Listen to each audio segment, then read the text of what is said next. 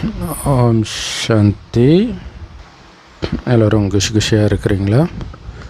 15/7/2025 பாப்தாதா சொல்கிறாங்க, சாக்கார் முரளி.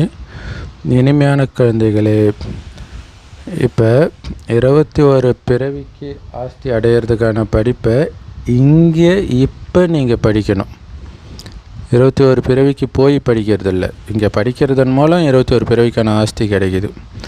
ஸோ அதனால் இப்போவே முள்ளிலிருந்து தெய்வீக குணங்கள் அப்படிங்கிற நறுமணமிக்க மலர்களாக நீங்கள் மாறணும். ஸோ அந்த மாதிரி தெய்வீக குணத்தை நீங்களும் தாரணை பண்ணணும், மற்றவர்களையும் தாரணை பண்ண வைக்கணும். அதுக்கு தான் இந்த ஞானம்.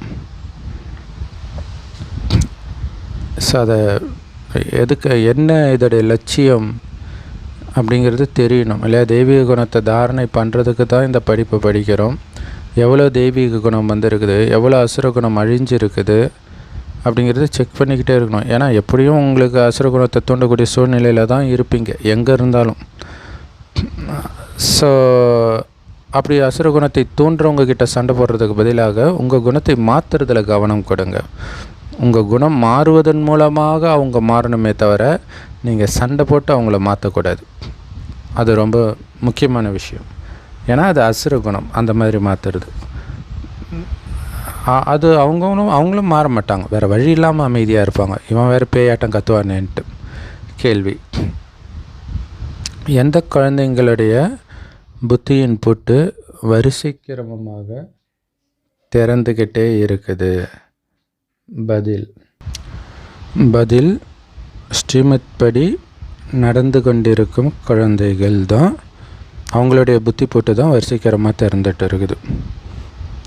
ஸோ எந்த அளவுக்கு ஸ்ரீமத் படி நடக்கிறோமோ அந்த அளவுக்கு புத்தி விசால புத்தியாக மாறும். மெயினாக நினைவு இல்லையா? ஸோ பதித்த பாவனர் பாபாவுடைய நினைவில் இருக்கிறவங்களுடைய புத்தி வரிசைக்கிரமமாக திறந்துட்டுருக்கு. ஏன்னா முதல் ஸ்ரீமத், முக்கியமான ஸ்ரீமத்தே நினைவு தான். நினைவிலிருந்து எல்லா காரியத்தையும் பண்ணணும். ஸோ கல்வியை கற்றுத்தரும் பாபாவோடு யாருக்கு நினைவின் தொடர்பு இருக்குதோ அவங்களுடைய புத்தி போட்டு தான் திறந்துக்கிட்டே இருக்கும் இல்லையா? ஸோ இதில் ஒரு லைனும் ஒரே விஷயத்தை தான் சொல்லுது. பாபா நினைவிலே இருக்கிறவங்களுடைய புத்தி போட்டு தான் திறந்துக்கிட்டே இருக்கும். ஸோ அது அப்பாவாக நினைத்தாலும் சரி, ஆசிரியராக நினைத்தாலும் சரி, குருவாக நினைத்தாலும் சரி. பாபா சொல்கிறாங்க, குழந்தைகளே,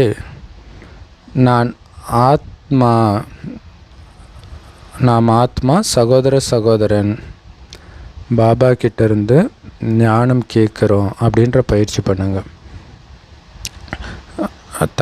தஞ்சை பெரிய கோயிலில் பின்னாடி பார்த்திங்கன்னா நிறைய அந்த சாலி கிராமங்கள் இருக்கும், நிறைய லிங்கம். ஒரு லிங்கம் பெருசாக இருக்கும், அது சிவன். மற்றதெல்லாம் அதுக்கு கம்பேர் பண்ணும்போது சின்னதாக இருக்கும். அதுலேயும் வரிசைக்கிரமாக வேறு இருக்கும். எல்லாமே ஒரே சைஸ் இருக்காது. பாபா சொல்கிறார் இல்லையா? இப்போ இருக்கிற வரிசைக்கிரமத்தை வச்சு அங்கே சைஸில் தோற்றத்தில் காட்டிட்டாங்க. ஸோ அது என்னென்னா, ஒளிப்புள்ளி நடத்துது, ஒளிப்புள்ளி கேட்குது, ஒளிப்புள்ளியை ஒளிப்புள்ளி நினைக்குது. ஸோ அது வந்து ரொம்ப அற்புதமான படம். ஆனால் அங்கே போகிற யாருக்குமே அதோடைய அருமை தெரியாது. சும்மா அப்படியே பார்த்துட்டு போயிடுவாங்க. பார்க்குறவங்களுக்கு என்ன தோணுன்னா, இது ஏதோ பழைய லிங்கம் போல இருக்குது அப்படின்னு நினச்சிட்டு போயிடுவாங்க. ஸோ எப்போவுமே நாம் அப்படித்தான் நினைக்கணும். முரளி கேட்கும்போது கூட ஆத்மா கேட்டுக்கிட்டு இருக்குது இல்லையா? லிங்கத்துக்கு முன்னாடி சாலிகிராமம் கேட்டுட்டு இருக்குது. அதுக்கு தான் பாபா அந்த வார்த்தையை யூஸ் பண்ணுறார். ஆத்மா அபிமானியாகி கேளுங்க, மற்றவர்களுக்கு இந்த ஞானத்தையும் சொல்லவும் செய்யணும். அப்போ தான் புத்தி போட்டு திறந்துக்கிட்டே இருக்கும். எவ்வளோ விஷயம் சொல்கிறார் பார்த்தீங்களா? பாபாவுடைய நினைவும் இருக்கணும், ஆத்மா சகோதரன்ற உணர்வோடு பரமாத்மா கிட்ட ஞானம் கேட்குறன்ற உணர்வுலையும் கேட்கணும், மற்றவர்களுக்கும் ஞானத்தை சொல்லணும்.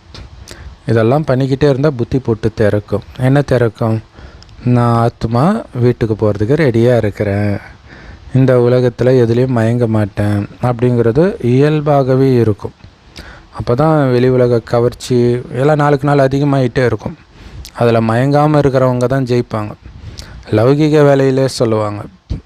ஒரு ஐஏஎஸ் ஆஃபீஸர் சொல்கிறாங்க, ஒரு சகோதரி, இப்போ ஜெயிக்கிறது ரொம்ப ஈஸி. ஏன்னா இந்த உலகமே டிஸ்ட்ராக்ஷனாக இருக்குது. இப்போ ஃபோக்கஸ் பண்ணிட்டாலே போதும், அவன் ஜெயிச்சிடுவான். ரொம்ப ஈஸி. பெரும்பான்மையானவர்கள் விழுந்துருவாங்க. இங்கேயும் அப்படி தான். மாயை எல்லாரையும் வீழ்த்துது இல்லையா? மாயக்கிட்ட விழமாட்டேன்றதில் மட்டும் கவனமாக இருங்க, ஜெயிச்சிடுவீங்க நம்ம ஞானத்துலேயும். ஓம் சாந்தி. பாபா குழந்தைங்களுக்கு புரிய வைக்கிறார். ஸோ அப்போ பாருங்கள், நாராயணன் பதவி அடையிறது ரொம்ப ரொம்ப ஈஸி இல்லையா? இங்கே இருக்கிற எதுக்கும் நான் டிஸ்ட்ராக்ட் ஆக மாட்டேன். இந்த விஜிபி கோல்டன் பீச்சில் ஒருத்தர் இருப்பார், என்னன்னாலும் சிரிக்க மாட்டார். அந்த மாதிரி இந்த ஒரு ஜடம் மாதிரி இருக்கிறது இல்லையா? ஸோ அவரை சிரிப்பு காட்டுறதுக்காக என்னென்னமோ பண்ணுவாங்க. அதே மாதிரி தான் நம்மளை சலனப்படுத்துறதுக்கு, கலியுகத்தின் குணத்தை தோன்றதுக்கு என்னென்னமோ நடக்கும். இதுக்காக தான் நடக்குதுன்னு நீங்கள் புரிஞ்சிட்டாலே அமைதியாகிடுவீங்க. இதில் கவனம் மட்டும் வைங்க. நான் கலியுகத்து பக்கம் வரமாட்டேன். நீங்கள் திரும்பி வரக்கூடாது கலியுகத்தின் பக்கம்னு அடிக்கடி பாபா சொல்வார். யாத்திரைக்கு போயிட்டு எல்லாம் வீட்டுக்கு வருவாங்க, நீங்கள் திரும்பி வரக்கூடாது இல்லையா? நேராக ஒன்ஸு கிளம்பிட்டோன்னா கிளம்புனா தான், வண்டி திரும்பவே கூடாது. சொர்க்கத்தை நோக்கி போயிட்டு இருக்குது. இதில் கவனம் வச்சிங்கன்னா போதும், நாராயணன் ஆகிடுவீங்க. இந்த கவனத்தை சிதறடிக்கிறதுக்கு தான் மாயா முயற்சி பண்ணும்.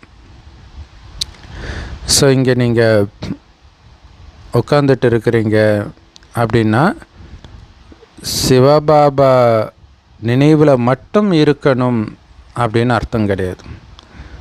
ஸோ அப்போ அது வெறும் அமைதியில் உட்காந்துற மாதிரி ஆகிடும். சுகமும் வேணும் தானே, அதனால் சுகமும் வேணும், சாந்தியிலையும் இருக்கணும். அதனால் பாபா சொல்கிறாரு, பாபாவை நினைக்கிறதும் கூடவே ஸ்வதர்ஷ்ண சக்கரதாரியாகி உங்கள் ராஜ்யத்தையும் நினைக்கணும். நீங்கள் போகணும்ல ராஜ்யத்துக்கு, அந்த ராஜ்யத்தை, அதுதான் நேற்று கூட சொன்னார் இல்லையா?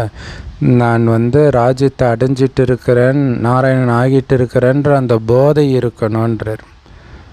அந்த போதை இருந்துச்சுன்னா கலியுக கவர்ச்சியோ துக்கமோ உங்ககிட்டயே வராதுன்றார். ஸோ அதனால் சக்கரதாரி அதுதான் அந்த போதையும் கொடுக்கும். சொர்க்கத்தின் குணத்தை வெளிப்படுத்தும். இந்த கலியுகத்தின் உச்சத்திலையும் உங்களால் சொர்க்கத்தின் குணத்தை வெளிப்படுத்த முடியுமா? அதாவது இந்த உலகத்தில் விஸ்வாமித்திரர் வந்தாலும் விழுந்துருவார் அப்படிலாம் சொல்லுவாங்கள்ல. அந்த நாராயணனே வந்தாலும் விழுந்துருவார், விழ மாட்டாருன்னு நிரூபிக்கிறதுக்கு தான் நாம் இங்கே வந்திருக்கிறோம்.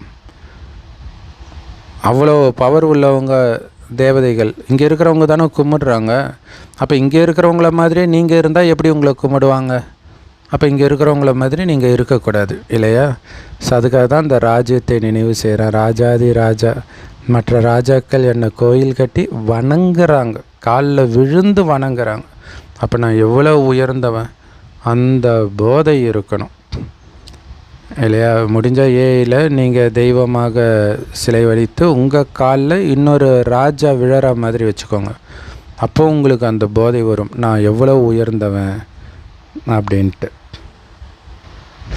நீங்கள் இங்கே முயற்சி பண்ணுறதே நரன்லேருந்து நாராயணன் ஆகிறதுக்காக, மனுஷன்லேருந்து தேவதை ஆகிறதுக்காக. ஸோ அதனால் சக்கரம் சுற்ற வேண்டியது ரொம்ப ரொம்ப முக்கியம். இங்கே எவ்வளவு தான் ஒருத்தர்கிட்ட தெய்வீக குணம் இருந்தாலும் அவங்கள தேவதைன்னு சொல்ல முடியுமா என்ன? ஏன்னா அந்த மாதிரி கலியுகத்திலே நல்ல குணமுடையவர்கள் நிறைய பேரை பார்க்குறோம். பாபா குழந்தைங்களை விட நல்ல குணமுடையவர்கள்லாம் பார்க்குறோம். ஆனால் அதுக்காக தேவதைன்னு சொல்ல முடியாது. அவங்க சொர்க்கத்தில் தான் இருக்கிறாங்க.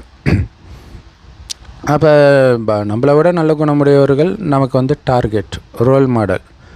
அவங்கள ஓவர் கம் பண்ணணும், அவங்களுடைய குணத்தை கிரகிச்சிக்கணும். அப்படி நம்ம ஒரு ரோல் மாடலாக வச்சுக்கலாம்.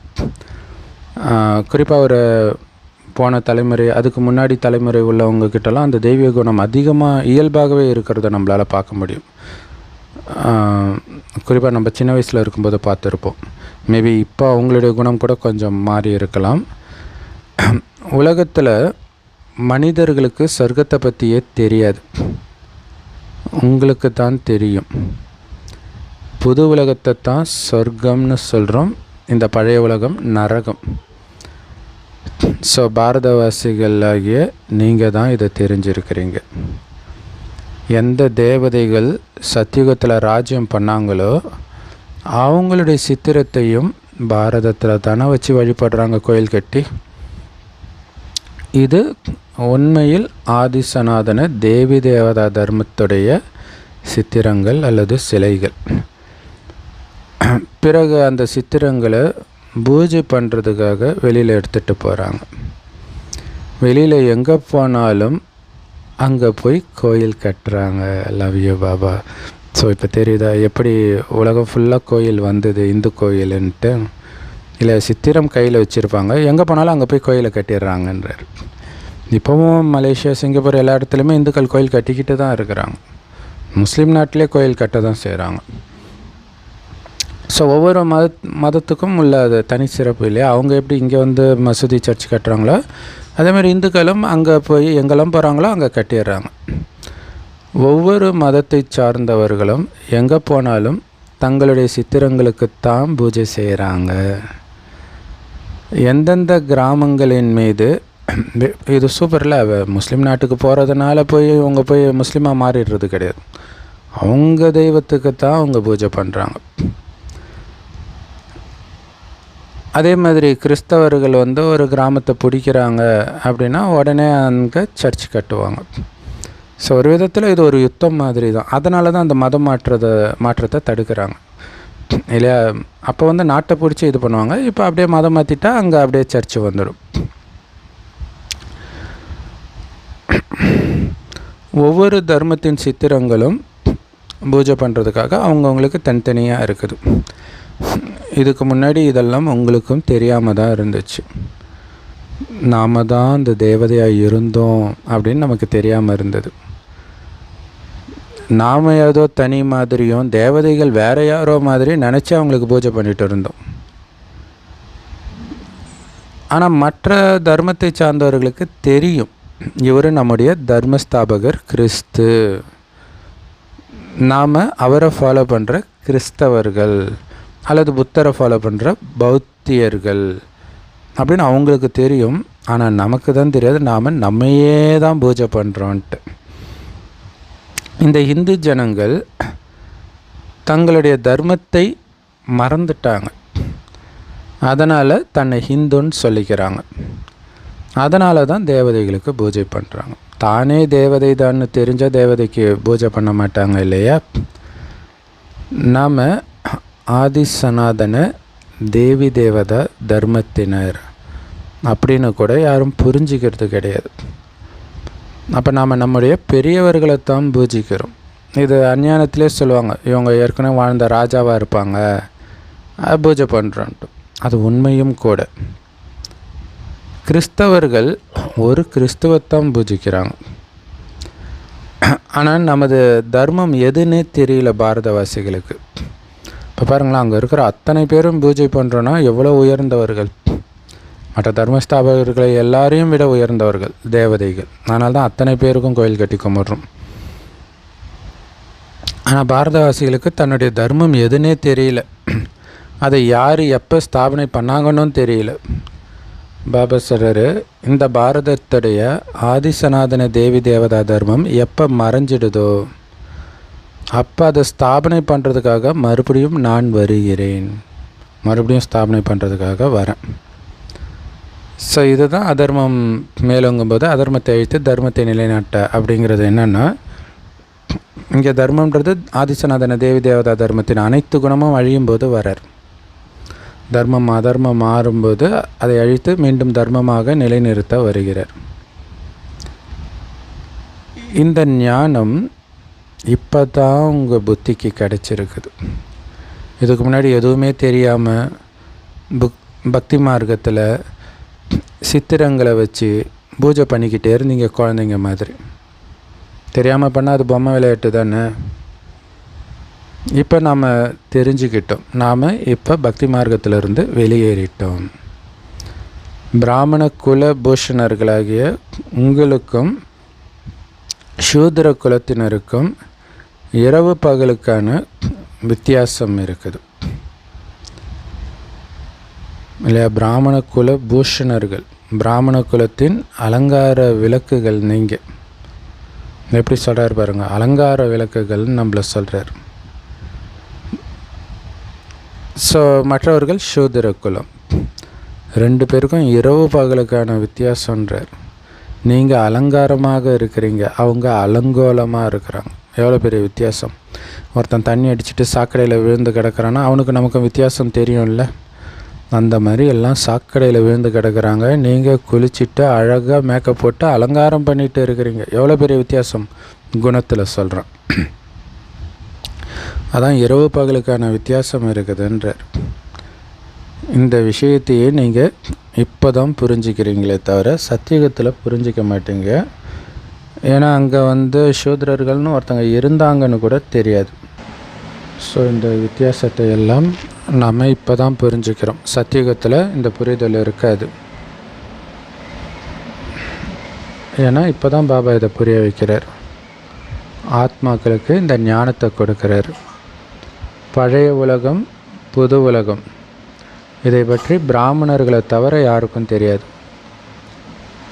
இல்லையா? அந்த பிராமணர்கள் வேத சாஸ்திரத்தை படிச்சிருப்பாங்க, ஆனால் அதில் எந்த லாபமும் கிடையாது. இதுதான் ரொம்ப முக்கியமான விஷயம்.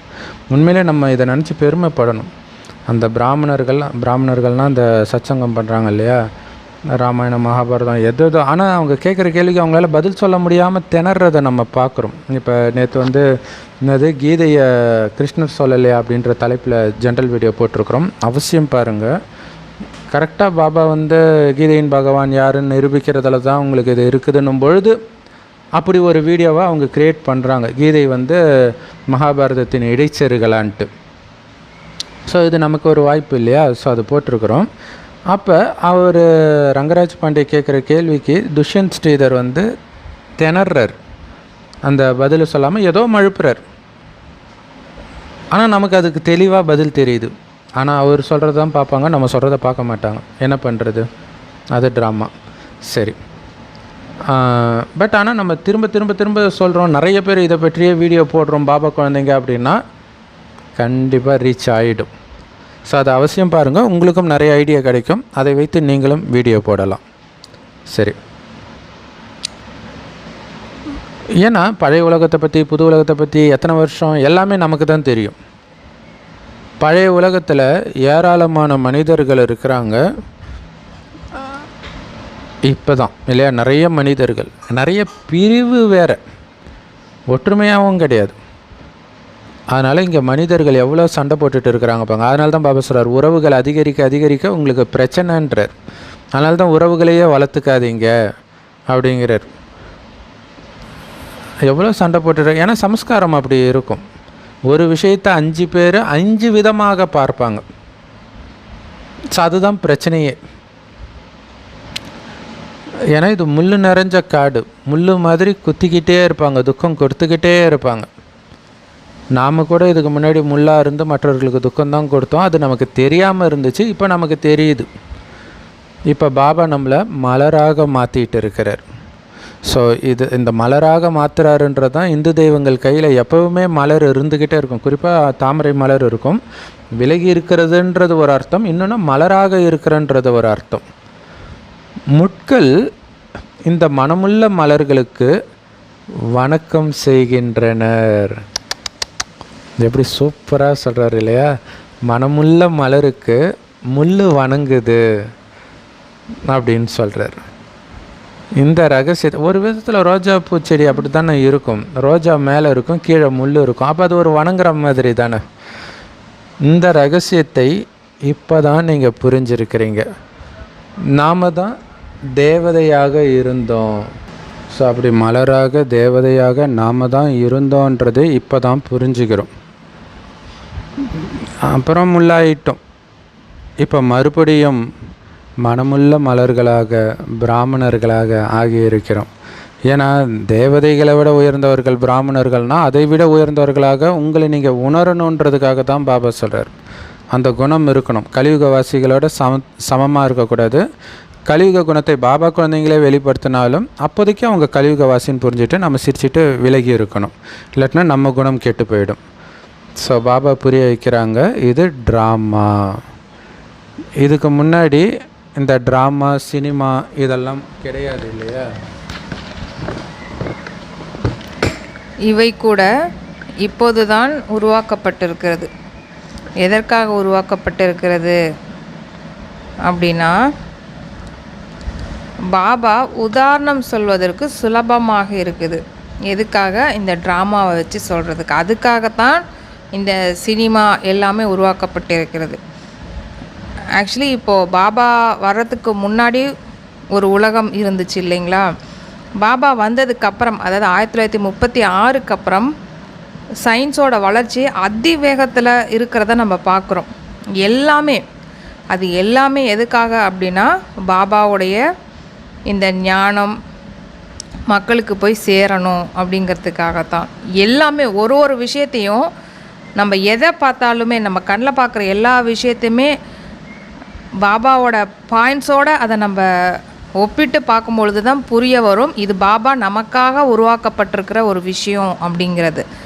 அது வரைக்கும் நம்ம என்ன நினச்சிட்ருப்போம்? சயின்ஸ் எதையோ ஒன்று உருவாக்குது அப்படின்னு நினச்சிட்ருப்போம். நீங்கள் பாருங்கள், இப்போ ஒரு சமீப காலமாக 1936க்கு அப்புறமேல தான் இந்த சயின்ஸினுடைய வளர்ச்சி ரொம்ப அதிகமாக இருக்குது. இதுக்கு முன்னாடி இங்கே இருந்த அறிவாளியான மக்கள் ஏன் 1936க்கு முன்னாடி இல்லையா? கிட்டத்தட்ட ஒரு துவாபர யுகத்திலிருந்து கலியுக கடைசி வரைக்குமே அந்த மாதிரி அறிவாளியான மக்கள் இல்லையா? ஏன் இப்போ சயின்ஸ் வந்து ரொம்ப அதிகமாக வளர்ச்சி அடையணும்? முக்கியமாக வந்து பார்த்திங்கன்னா இந்த கம்யூனிகேஷன் அப்படிங்கிறது தான் இங்கே வளர்ச்சியினுடைய அதிகமாக இருக்குது. முன்னாடி இருந்திருக்காங்க, துவாபர யுகத்தில் இருந்திருக்காங்க. பட் அங்கே வந்து பார்த்திங்கன்னா அதனுடைய வளர்ச்சி வந்து பார்த்திங்கன்னா அந்த கோயில், கட்டிடக்கலை அந்த மாதிரியாக தான் இருந்திருக்குதே தவிர, கம்யூனிகேஷன் அப்படிங்கிற ஒரு விஷயம் வந்து 1936க்கு அப்புறமேல தான் அதிகமாக இருந்திருக்குது. முக்கியமாக பார்த்திங்கன்னா ரேடியோ, வானொலி அதுக்கப்புறமேல தான் வந்திருக்குது. அதுக்கப்புறம் பார்த்திங்கன்னா கம்ப்யூட்டர், இப்போ பார்த்திங்க அப்படின்னா செல்ஃபோன், எல்லாமே இந்த கம்யூனிகேஷனை வந்து நம்ம கொண்டு போகிறதுக்காக. ஸோ அந்த கம்யூனிகேஷன் அப்படிங்கிறது ஏன் 1936க்கு முன்னாடி கண்டுபிடிக்க முடியல? கண்டுபிடிச்சிருக்கலாமே. அப்போ எதனால் இதெல்லாம் உருவாக்கப்படுது அப்படின்னா, பாபாவுடைய செய்தி பரப்புறதுக்காக. அதே மாதிரி தான் அடுத்தது சொர்க்கம் வரப்போகுது. சொர்க்கத்துலேயும் வந்து பார்த்திங்கன்னா சொர்க்கவாசிகளுக்காக, தேவதைகளுக்காக எல்லா சாதனங்களுமே அவங்களுக்கு யூஸ்ஃபுல்லாக இருக்கணுங்கிறதுக்காக உருவாக்கப்படும். எல்லாமே சுலபமாக்கிறதுக்காகத்தான் உருவாக்கப்படும். இப்போ எப்படி வந்து மிக்சி, கிரைண்டர், ஃப்ரிட்ஜு எல்லாமே உருவாகி இருக்கிறாங்க இல்லையா? அதாவது சயின்ஸும் கூட என்ன பண்ணுது அப்படின்னா, ரொம்ப எவ்வளோ சுலபமாக நம்மளோட வேலையை முடிக்க முடியுமோ, நம்மளுக்கு எவ்வளோ ஒரு லாபகரமாக இருக்குமோ அந்த மாதிரியான விஷயங்களை தான், நமக்கு சுகம் கொடுக்கக்கூடிய விஷயங்களை தான் சயின்ஸும் கண்டுபிடிக்குது இல்லையா? ஸோ இப்பயே கலியுக கடைசியிலே இப்படி இருக்குது அப்படின்னா, சொர்க்கத்தினுடைய ஆரம்ப காலத்தில் பாருங்கள் எவ்வளோ சுகம் கொடுக்கக்கூடிய சயின்ஸ் டெக்னாலஜி எல்லாமே அங்கே இருக்கும். பாபா அதுக்காக தான் இப்போ வந்து சொல்கிறாங்க, இந்த விஞ்ஞானத்தையும் கூட குழந்தைகள் நீங்கள் கற்றுக்கொள்ள வேண்டும் இல்லையா? எதுக்காக கற்றுக்கணும்? சத்தியுகத்துக்காக. புத்தியில் இவர்கள் அனைவரும் விஞ்ஞானத்தின் சமஸ்காரத்தை எடுத்து செல்வார்கள். யாருக்கெல்லாம் அந்த விஞ்ஞானத்தினுடைய ஆர்வம் இருக்குதோ அந்த விஞ்ஞானத்தோட சமஸ்காரத்தை எடுத்துகிட்டு போவாங்க. எதுக்காக அப்படின்னா, சொர்க்கத்தை உருவாக்குவதற்கு. அது பிறகு அங்கே பயன்படும். அதாவது சொர்க்கத்தில் உலகம் ஒன்றும் முற்றிலுமாக அழிந்து விடாது.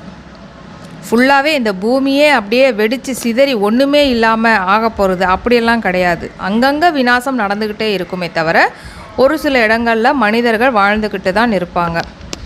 ஸோ இதில் என்னென்னா, இப்போ இதுக்கு முன்னாடி கல்பனா சாவ்லா வந்து ஸ்பேஸில் இறந்தாங்க இல்லையா? அவங்களும் இந்தியாவை சார்ந்தவர்கள் தான். அப்போ எந்த அளவுக்கு அவங்க நாலேஜ் ஆகி அங்கெல்லாம் போயிருப்பாங்க. இப்போ இறந்துட்டாங்க, மறுபடியும் இந்து தர்மத்தில் தான் பிறப்பாங்க. இப்போ பாபா குழந்தையாக ஆகிறதுக்கான வாய்ப்பு அதிகம். ஆனால் இப்போ குழந்தையாக இருப்பாங்க. அதே மாதிரி அப்துல் கலாமும் வந்துருக்கிறாரு. அதே மாதிரி இப்போ சுனிதா வில்லியம்ஸ் பிரம்மகுமாரி சென்டரில் வந்து பேசியே இருக்கிறாங்க. அவங்க ரொம்ப நாள் அங்கே இருந்தாங்க. ஸோ இப்போ இறக்குறவங்க அவங்க வளரும்பொழுது பாபா குழந்தையாக வளருவாங்க. அதுக்கப்புறம் அங்கே சொர்க்கத்தில் இருக்கும்பொழுது அந்த ஒரு குறிப்பிட்ட வயசில் அது டக்குன்னு பற்றிக்க ஆரம்பிக்கும். அதை பார்த்த உடனே அவங்களுக்கு தெரிஞ்சிடும்ன்றார். இதை பார்த்தோன்னே இது இப்படி தான் அப்படின்னு கண்டுபிடிக்க ஆரம்பிப்பாங்க. ஸோ அதுக்காகத்தான் சொல்கிறார், விஞ்ஞான சமஸ்காரத்தை அவங்க எடுத்துகிட்டு போவாங்க, அங்கே அது பயன்படும் அப்படின்ட்டு. அது மட்டும் இல்லாமல் அந்த மாதிரி அப்துல் கலாம் ஐயா அவர்கள், கல்பனா சாவ்லா எல்லாருடைய வாழ்க்கை வரலாறு எடுத்துகிட்டு பார்த்தீங்க அப்படின்னாலும் கூட இந்த 5 விகாரத்தினுடைய தன்மை குறைந்தே இருக்கும். அந்த அளவுக்கு வந்து இருக்காது. ஏன்னா அப்துல் கலாம் ஐயா அவர்கள் பார்த்தீங்க அப்படின்னா கல்யாணம் கூட பண்ணாமல் நாட்டுக்காகவே சேவை செஞ்சாங்க அப்படிங்கிறது எல்லாத்துக்குமே தெரியும் இல்லையா? ஸோ அப்படிப்பட்ட ஆத்மாக்களை தான் பாபா தேர்ந்தெடுக்கவும் செய்கிறாரு. அப்படிப்பட்டவர்களுக்கு ஒரு சில, அதாவது பாபாவே வந்து என்ன பண்ணுறாங்க அப்படின்னா, அவங்களெல்லாம் கூப்பிட்டு மதுபனுக்கு கூப்பிட்டு அவங்களுக்கு ஞானம் கொடுக்குறாங்க இல்லையா, ஒரு சில ஞானத்தை அவங்களும் எடுப்பாங்க. கொஞ்சம் எடுத்துகிட்டு அவங்க கண்டிப்பாக சொர்க்கத்துக்கு வந்துடுவாங்க. மேலும் பாபா என்ன சொல்கிறாங்கன்னா, விமானம் முதலியவற்றையும் தயார் செய்கின்றனர். என்னென்ன பொருட்கள் அங்கு பயன்பாட்டுக்கு தகுதி உள்ளதாக இருக்குதோ அது எல்லாமே அங்கு உருவாக்கப்படுது. கப்பல் கட்டுறவங்களும் இருக்கிறாங்க, ஆனால் கப்பலும் அங்கு பயன்படாது அப்படிங்கிறாரு. ஏன் அப்படின்னா, அது இருக்கிறதே வந்து பார்த்திங்க அப்படின்னா, இப்போ கப்பல் வந்து பார்த்திங்கன்னா கண்டம் விட்டு கண்டம் போகிறதுக்காக பயன்படுகிற ஒரு விஷயம். அப்படியே ஒரு வேளை கண்டம் விட்டு கண்டம் ஒரு வேளை இருக்குது அப்படின்னாலும் கூட இங்கே புஷ்ப விமானம் இருக்குது இல்லையா, டக்குன்னு போகிறதுக்கு அங்கே வசதி ஆகிடும். அது மட்டும் இல்லாமல் இப்போ கப்பல் வந்து எதுக்காக மோஸ்ட்லி பயன்படும் அப்படின்னா, முக்கால்வாசி மக்களை ஏற்றிட்டு போகிறத விட சரக்கு வாகனங்கள் தான் அதிகமாக இருக்கும். அதாவது ஒரு இடத்துலேருந்து இன்னொரு இடத்துக்கு கொண்டு போகிறதுக்காக யூஸ் பண்ணுறாங்க. அங்கே தான் எல்லாமே அங்கே கிடைக்கிது. அப்புறம் எதுக்கு நம்ம மற்ற கண்டத்துலேருந்து எடுத்துகிட்டு வர வேண்டிய அவசியம் இருக்காது. அது மட்டும் இல்லாமல் பாபா சொல்கிறாங்க, பாரத கண்டத்தை தவிர அங்கே வேறு எந்த கண்டமுமே இருக்காது அப்படின்னு சொல்கிறாரு. ஸோ அங்கே கப்பலுக்கான விஷயம் கிடையாது, பட் புஷ்ப விமானம் இருக்கும். யாராவது இந்த ஞானத்தை அடைஞ்சாலும் சரி அடையலைனாலும் சரி, அந்த சமஸ்காரம் அங்கே உபயோகப்படாது. அதாவது கப்பல் ஓட்டுறவங்கள சொல்கிறார், கப்பல் கட்டுறவங்க இந்த ஞானத்தை எடுத்துகிட்டு சொர்க்கத்துக்கு வருவாங்க. பட் அங்கே அந்த கப்பல் கட்டுற சமஸ்காரம் அங்கே பயன்படாது. துவாபரயுகம் வரும்போது பயன்பட ஆரம்பிக்கும். ஏன்னா அங்கே கப்பலுக்கான அவசியம் கிடையாது. சிஸ்டர் சொன்ன மாதிரி ட்ராமாவிலேயே அப்படி ஒரு பாகம் கிடையாது, அங்கே கப்பலே கிடையாது. விமானங்கள், மின்சாரம் இதோடைய தேவை சொர்க்கத்தில் இருக்கும். ஸோ அதோடைய கண்டுபிடிப்புகளை அவங்க இப்போ வெளிப்படுத்திக்கிட்டே இருக்கிறதையும் நம்ம பார்க்குறோம். அங்கே இருந்து குழந்தைங்க கற்றுக்கிட்டு வருவாங்க சொர்க்கத்துக்கு. இந்த எல்லா விஷயங்களும் குழந்தைங்களாகிய உங்கள் புத்தியில் மட்டும்தான் இருக்குது. நாம் புது உலகத்துக்காகத்தான் இப்போ படிச்சுட்டு இருக்கிறோம். அந்த புது உலகத்துக்காக தான்ன்றது ரொம்ப முக்கியம். ஏன் அப்படின்னா, இதோடைய ஆழம் புரியாததுனால தான் நான் பாபாவுக்கு வந்து எனக்கு ஏன் இவ்வளோ கஷ்டம் வருது, சொர்க்கத்தில் கஷ்டம் வருமா? ஏன்னா இந்த படிப்பு சொர்க்கத்துக்கு இங்கத்துக்கு கிடையாது. இங்கே இருக்கிற எல்லா விஷயத்தையும் நீங்கள் அனுபவித்து தான் ஆகணும். ஆனால் துக்கத்துலேருந்து தப்பிக்கிறதுக்கு யோக பலத்தை அதிகரிக்கிறோம். இல்லை, மனதில் எண்ணம் வரும்போது தானே அந்த மனதை ஸ்ட்ராங் படுத்திக்கிறோம். மற்றபடி எல்லாமே இங்கே நடக்கும். இங்கத்துக்காக நம்ம எதுவும் பண்ணலைன்றதை ஞாபகம் வச்சுக்கணும். பாபா நமக்கு எதிர்கால 21 மற்றபடி இந்த சரீர நிர்வாகத்துக்கான விஷயம் இதெல்லாம் நம்ம பண்ண தான் போகிறோம். பாபா நமக்கு எதிர்கால 21 பிறவிகளுக்கான கல்வியை இப்போ கற்றுக் கொடுக்குறார். சொர்க்கவாசி ஆகிறதுக்காக நம்ம தூய்மை ஆகிட்டு இருக்கிறோம். இங்கே பண்ணுறது எல்லாமே சொர்க்கத்துக்காக தான் நம்ம பண்ணிகிட்டு இருக்கிறோம். கரிமீனை விடுறது, காமத்தை விடுறது, இச்சையான பார்வையை விடுறது, வெறும் ஆத்மாவை பார்க்குறது, சகோதரராக பார்க்குறது, இது எல்லாமே சொர்க்கத்துக்காக நம்ம தயார்படுத்திக்கிறதுக்கு. ஆனால் இதுக்கு முன்னாடி அப்படியா இருந்தோம்? நரகவாசியாக இருந்தோம், அரக்கனாக இருந்தோம். மனிதர்கள் சொல்கிறாங்க யாராவது இறந்துட்டா சொர்க்கவாசி ஆகிட்டாங்கன்ட்டு. அப்படின்னா இது வரைக்கும் நரகத்தில் இருந்தோன்னு தானே அர்த்தம். ஆனால் புரிஞ்சிக்கிறது இல்லையே, புத்தி போட்டு திறக்கிறது இல்லையே. ஆனால் குழந்தைங்க உங்களுக்குத்தான் கொஞ்சம் கொஞ்சமாக புத்தி போட்டு திறக்குது. எந்த அளவுக்கு ஞானத்தை கேட்டுக்கிட்டே இருக்கிறீங்களோ, எந்த அளவுக்கு கேட்டதை ஆசை போட்டுக்கிட்டே இருக்கிறீங்களோ, பாபா நினைவில் இருந்துக்கிட்டே இருக்கிறீங்களோ, அந்த அளவுக்கு கொஞ்சம் கொஞ்சமாக திறக்கும் வரிசைக்கிரமமாக. யார் ஸ்ரீமத் படி நடக்கிறாங்களோ, பதித்த பாவனர் தந்தையை நினைக்கிறாங்களோ, அவங்களுடைய பூட்டு தான் திறக்கும். முரளி படித்தா கூட பத்தாது, அதன்படி நடக்கணும், அதில் கவனம் கொடுக்கணும். அப்போ தான் நமக்கு கொஞ்சம் கொஞ்சமாக பாபா இதுக்கு தான் சொல்கிறாரா, இதுக்கு தான் சொல்கிறாரா, அந்த ஆழமெல்லாம் தெரியும். அந்த சாதாரண சாக்கார முரளின்றது உங்களுக்கு பயங்கர சந்தோஷத்தை கொடுக்கும்போது உங்கள் பூட்டு திறக்குதுன்றதை புரிஞ்சிக்கலாம். பாபா இதுவே பார்த்திங்கன்னா நீங்கள் அதிகாலையில் படிக்கும்போது சமபோதை கொடுக்கும் இந்த முரளி. அதே நீங்கள் ஒரு 11-12 மணிக்கு படித்து பாருங்கள், போதை குறையும். 3 மணிக்கு படித்து பாருங்கள், சுத்தமாக ஒன்றும் இல்லாத மாதிரி இருக்கும். எந்த முரளியாக இருந்தாலும், அவ்யக்த முரளியாகவே இருந்தாலும். ஸோ முரளியில் பிரச்சனை இல்லை, நம்ம மனநிலையில் தான் பிரச்சனை. அதனால தான் அதிகாலையில் எழுந்து படிக்க சொல்கிறார். பாபா ஞானம் கொடுக்குறாரு, நினைவு செய்கிறதுக்கு கற்றுக் கொடுக்குறார்.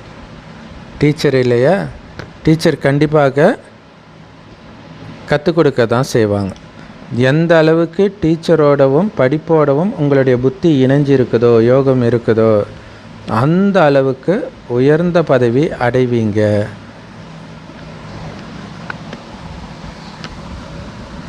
அந்த படிப்பில் வந்து யோகம் இருக்கவே செய்யுது. அதாவது யார் கற்றுக் கொடுக்குறாங்களோ அந்த ஆசிரியரோட ஞாபகம் இருந்துக்கிட்டே இருக்குது இல்லையா. வக்கீல் கற்றுத்தருகிறார் அப்படின்னா அவங்க வந்து புரிஞ்சுக்கிட்டு இருக்கிறாங்க இல்லையா, இவங்க வந்து என்னுடைய வக்கீல் அப்படின்ட்டு. இங்கே பாபா வந்து நமக்கு கற்றுக் கொடுக்குறாங்க. ஆனால் என்ன ஆயிடுச்சு, நம்ம பாபாவே மறந்துடுறோம். நம்ம கற்றுக் கொடுக்குற ஆசிரியர் சிவபாபா அப்படிங்கிறத மறந்துடுறோம். பாபா வந்து அவங்களோட கம்பேர் பண்ணி சொல்கிறாரு. இப்போ நம்ம ஸ்கூலில் படிக்கும்போது ஒரு மேக்ஸ் படிக்கிறோம் அப்படின்னால மேக்ஸ் டீச்சரோட ஞாபகம் வருது இல்லையா நமக்கு. ஆனால் ஏன் வந்து உங்களுக்கு வந்து பாபாவோட ஞாபகம் வரமாட்டேங்குது? ஏனென்றால் இது வந்து புது விஷயமாக இருக்குது. ஏன்னா அந்த விஷயத்த பல ஜென்மமாக இப்படியே படிச்சுட்டு வந்துட்டோம், அதனால் ஞாபகம் வருது. இங்கே புது விஷயமாக இருக்கிறதுனால ஞாபகம் வர்றதில்லை, நினைவுபடுத்த வேண்டியதாக இருக்குது.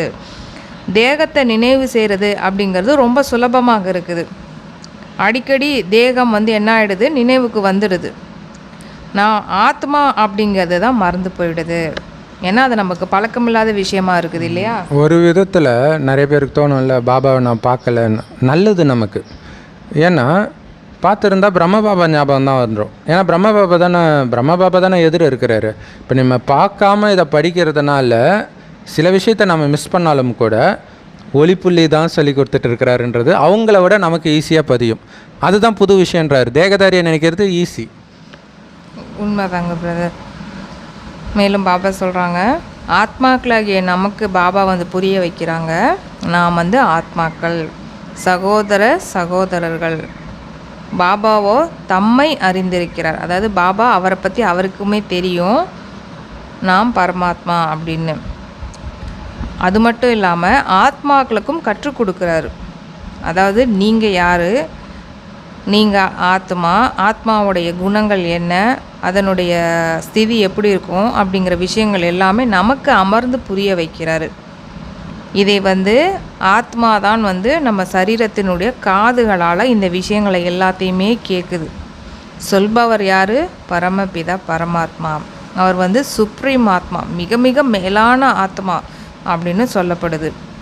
நீங்கள் யாருக்காவது இந்த ஞானத்தை புரிய வைக்கும்போது புத்தியில் வரணும், ஆத்மாவாகிய எனக்குள் இந்த ஞானம் இருக்குது, நான் இதை இன்னொரு ஆத்மாவுக்கு சொல்லிக்கிட்டு இருக்கிறேன், முக்கியமாக சகோதர ஆத்மாவுக்கும் இதை நான் சொல்லிக்கிட்டு இருக்கிறேன் அப்படிங்கிறத நம்மளுடைய புத்தியில் வரணும் யாருக்காவது இந்த ஞானத்தை சொல்லும்போது.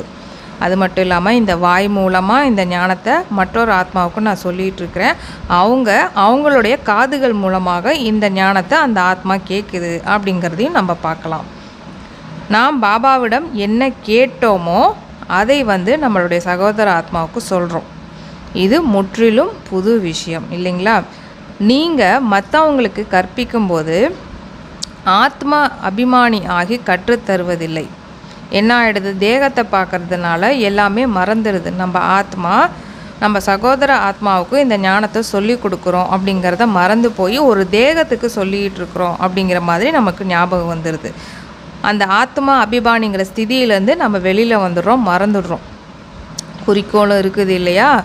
புத்தியில் நமக்கு இது நினைவில் கண்டிப்பாக இருக்கணும். நான் அழியாத ஆத்மா, இந்த கர்மேந்திரியங்கள் மூலம் இந்த பாகத்தை நான் நடிச்சுக்கிட்டு இருக்கிறேன். ஆத்மாக்கள் நீங்கள் இப்போ சூத்திர குலத்தில் இருந்தீங்க, பிறகு தேவதா குலத்தில் போகிறீங்க. அங்கே உடம்பும் எப்படி இருக்கும், ரொம்ப தூய்மையானதாக கிடைக்கும். நாம் ஆத்மாக்கள் சகோதரர்கள். தந்தை வந்து குழந்தைங்களுக்கு கற்றுக் கொடுக்குறாங்க, குழந்தைகள் பிறகு வந்து என்ன பண்ணுறாங்க, மற்றவங்களுக்கு சொல்கிறாங்க, நாங்கள் சகோதரர்கள். சகோதரருக்கு நாம் இந்த ஞானத்தை கற்றுத்தருகிறோம், ஆத்மாவுக்கு நாம் புரிய வைக்கிறோம் அப்படின்ட்டு சொல்லுவாங்களாம். ஆத்மா தான் வந்து என்ன பண்ணுது, இந்த சரீரத்தின் மூலமாக எல்லா விஷயங்களையுமே கேட்குது. இவை எல்லாமே மிகவும் நுட்பமான விஷயங்கள் அப்படின்னு சொல்கிறாங்க அப்பா. அதனால தான் என்ன ஆகிடுது அப்படின்னா, சில நேரத்தில் நினைவுக்கு வர்றதே கிடையாது. ஏன் வர்றது கிடையாது அப்படின்னா, அரை கல்பமாக நம்ம வந்து தேக அபிமானத்திலேயே இருந்துட்டோம். ஆனால் இப்போ நீங்கள் ஆத்மா அபிமானியாக இருக்க சொல்கிறாரு இல்லையா, அதனால நம்மளுக்கு வந்து அடிக்கடி அந்த ஆத்மா அபிமானிங்கிற ஸ்டேஜ் மறந்துடுது தேக அபிமானத்தில் இருந்ததுனால. ஸோ அதனால் முதல்ல தன்னை ஆத்மா, இந்த உடல் மூலமாக பேசுகிறேன் அப்படிங்கிறத நிச்சயம் செய்யணும். ஸோ எவ்வளோ பெருசு பாபா ஆத்ம பயிற்சி கொடுத்துருக்கிறாரு பார்த்தீங்களா. இது ஃபுல்லாக ஆத்ம பயிற்சி கொடுத்துருக்கிறார். இல்லை நம்ம மற்றவங்களுக்கு ஞானம் கொடுக்கும்போது ஒரு ஆத்மாவுக்கு கொடுக்குறோம் நான் நினச்சி கொடுக்குறோம்? மனசாட்சி தொட்டு சொல்லுங்கள். ஏன்னா அப்படி கொடுக்குறீங்கன்னா உங்களுடைய அந்த பேச்சே வேறு மாதிரி இருக்கும், உங்கள் பார்வையே வேறு மாதிரி இருக்கும், இந்த ஒரு சந்தோஷம் இருக்கும். அந்த ஆத்மாவை நான் எழுப்புறேன், பாபா அப்படி தான் எழுப்புறார். அதை நீங்கள் பண்ண மாட்டீங்கன்றதை தான் சொல்கிறார். உங்களை ஆத்மான்னு நிச்சயப்படுத்திக்கோங்க, ஆத்மான்னு நிச்சயப்படுத்தி உட்காருங்க. எழுந்தாலும் ஆத்மா தான், நடந்தாலும் ஆத்மா தான், உட்கார்ந்தாலும் ஆத்மா தான், பேசினாலும் ஆத்மா தான், உடம்புன்றதே மறந்துடுங்கன்றார். அதனால் ஆத்மான்னு புரிஞ்சுக்கோங்கன்றார். ஜீவாத்மான்னு புரிஞ்சுக்கோங்கன்னு சொல்லலை, உடம்புல உள்ள ஆத்மான்னு சொல்லலை, புருவமத்தியில் உள்ள ஆத்மான்னு சொல்லலை. வள்ளலார் புருவமத்தியில் கவனம் வைக்கிறார், இங்கே பாபா புருவமத்தியில் கவனம் வைக்க சொல்லலையே. வெறும் ஆத்மா தான், நீங்கள் உங்களுக்கு உடம்பே கிடையாது, செத்து போயாச்சு. ஆத்மான்னு நிச்சயம் வச்சுக்கோங்க. பரமபிதா பரமாத்மா, இப்போ சிவபாபா பிரம்மா பாபா உடம்புல நான் ஒரு புருவ மத்தியில் இருக்கிறேன்னு நான் பேசி நினச்சிட்டு இருக்கிறாரு, நான் பரமாத்மா பேசிகிட்டு இருக்கிறேன். அதே மாதிரியே இருக்கணும் கவனம். இங்கே நம்மக்கிட்ட பரமபிதா ஆத்மா பேசுகிறார், உடம்பு கொண்ட பிரம்மா இல்லை. அதனால தான் சொல்கிறாங்க ஆத்மா பரமாத்மா நீண்ட காலம் பிரிஞ்சிருந்தாங்க, ஒன்றா சேர்ந்து இருந்தாங்க பரந்தாமத்தில். ஆனால் அங்கே ஒன்றும் படிப்பு சொல்லி கொடுக்கலையே, அங்கே எந்த ஞாபகமும் இல்லையே. அங்கே இருக்கிறதும் ஒன்று தான், இல்லாததும் ஒன்று தான். நடிக்கிற இடம் இதுதான், கர்மக்ஷேத்திரம் இதுதான். இங்கே ஜென்ம விரோதியாக இருக்கிறவங்க கூட அங்கே பக்கத்தில் ஒன்றும் எந்த நினைவும் இல்லாமல் அமைதியாக தான் இருப்பான் பரந்தாமத்தில். ஸோ நடிப்பெல்லாம் இங்கே தான். அதனால் நானும் இங்கே வந்து தான் கற்பிக்கிறேன். ஸோ இந்த விஷயம் எனக்கு பெரிய ஷாக்காக இருந்துச்சு. பாபா குழந்தான புதுசில் கிறிஸ்துவ நான் அனுப்பலை, என்னது கடவுள் அனுப்பலையா அப்படின்னு தோணுச்சு. இல்லையா, அப்போ அங்கே மேலே ஏதோ கடவுள் பண்ணிகிட்ருக்கார், அங்கே எதுவுமே பண்ணலை. அவர் எல்லாமே இங்கே தான் பண்ணுறார். கர்மக்ஷேத்திரம் கடவுளுக்கும் இந்த இடம்தான், கர்மம் செய்கிற இடம். இங்கே வந்து தான் கற்பிக்கிறேன். மற்ற அனைத்து ஆத்மாக்களுக்கும் அவங்களுக்குன்னு தனி உடம்பு இருக்குது, எனக்கு உடம்பு கிடையாது. வெறும் ஆத்மாவாகவே இருக்கிறனால தான் லிங்க ரூபத்தில் பூஜை நடக்குது. சுப்ரீம் ஆத்மா அப்படின்ட்டு அவரை சொல்கிறோம். அவரும் ஆத்மா தான், ஆனால் உயர்ந்த ஆத்மா. அவருக்குன்னு சரீரமே கிடையாது. சரீரமே இல்லைன்னா அப்போ அவருக்கு ஆத்மாவுக்கு தானே பேர் வைக்கணும். அதனால் ஆத்மாவுடைய பேர் சிவன், நம்ம ஆத்மாவுக்கெல்லாம் பேர் கிடையாது. ஏன்னா வெறும் ஆத்மாவாக நம்ம நடிக்கலையே, உடம்போடு தான் நடிக்கிறோம். பேயாகவே அலைஞ்சாலும் இதுக்கு முன்னாடி எடுத்த உடலின் நினைவோடு தான் நீங்கள் நடிப்பீங்க. அப்போ அவங்க என்ன சொல்லுவாங்க, சரவண ஆத்மா, சரவணன் பேய் வந்திருக்குது, இப்படி தான் சொல்லுவாங்க இல்லையா.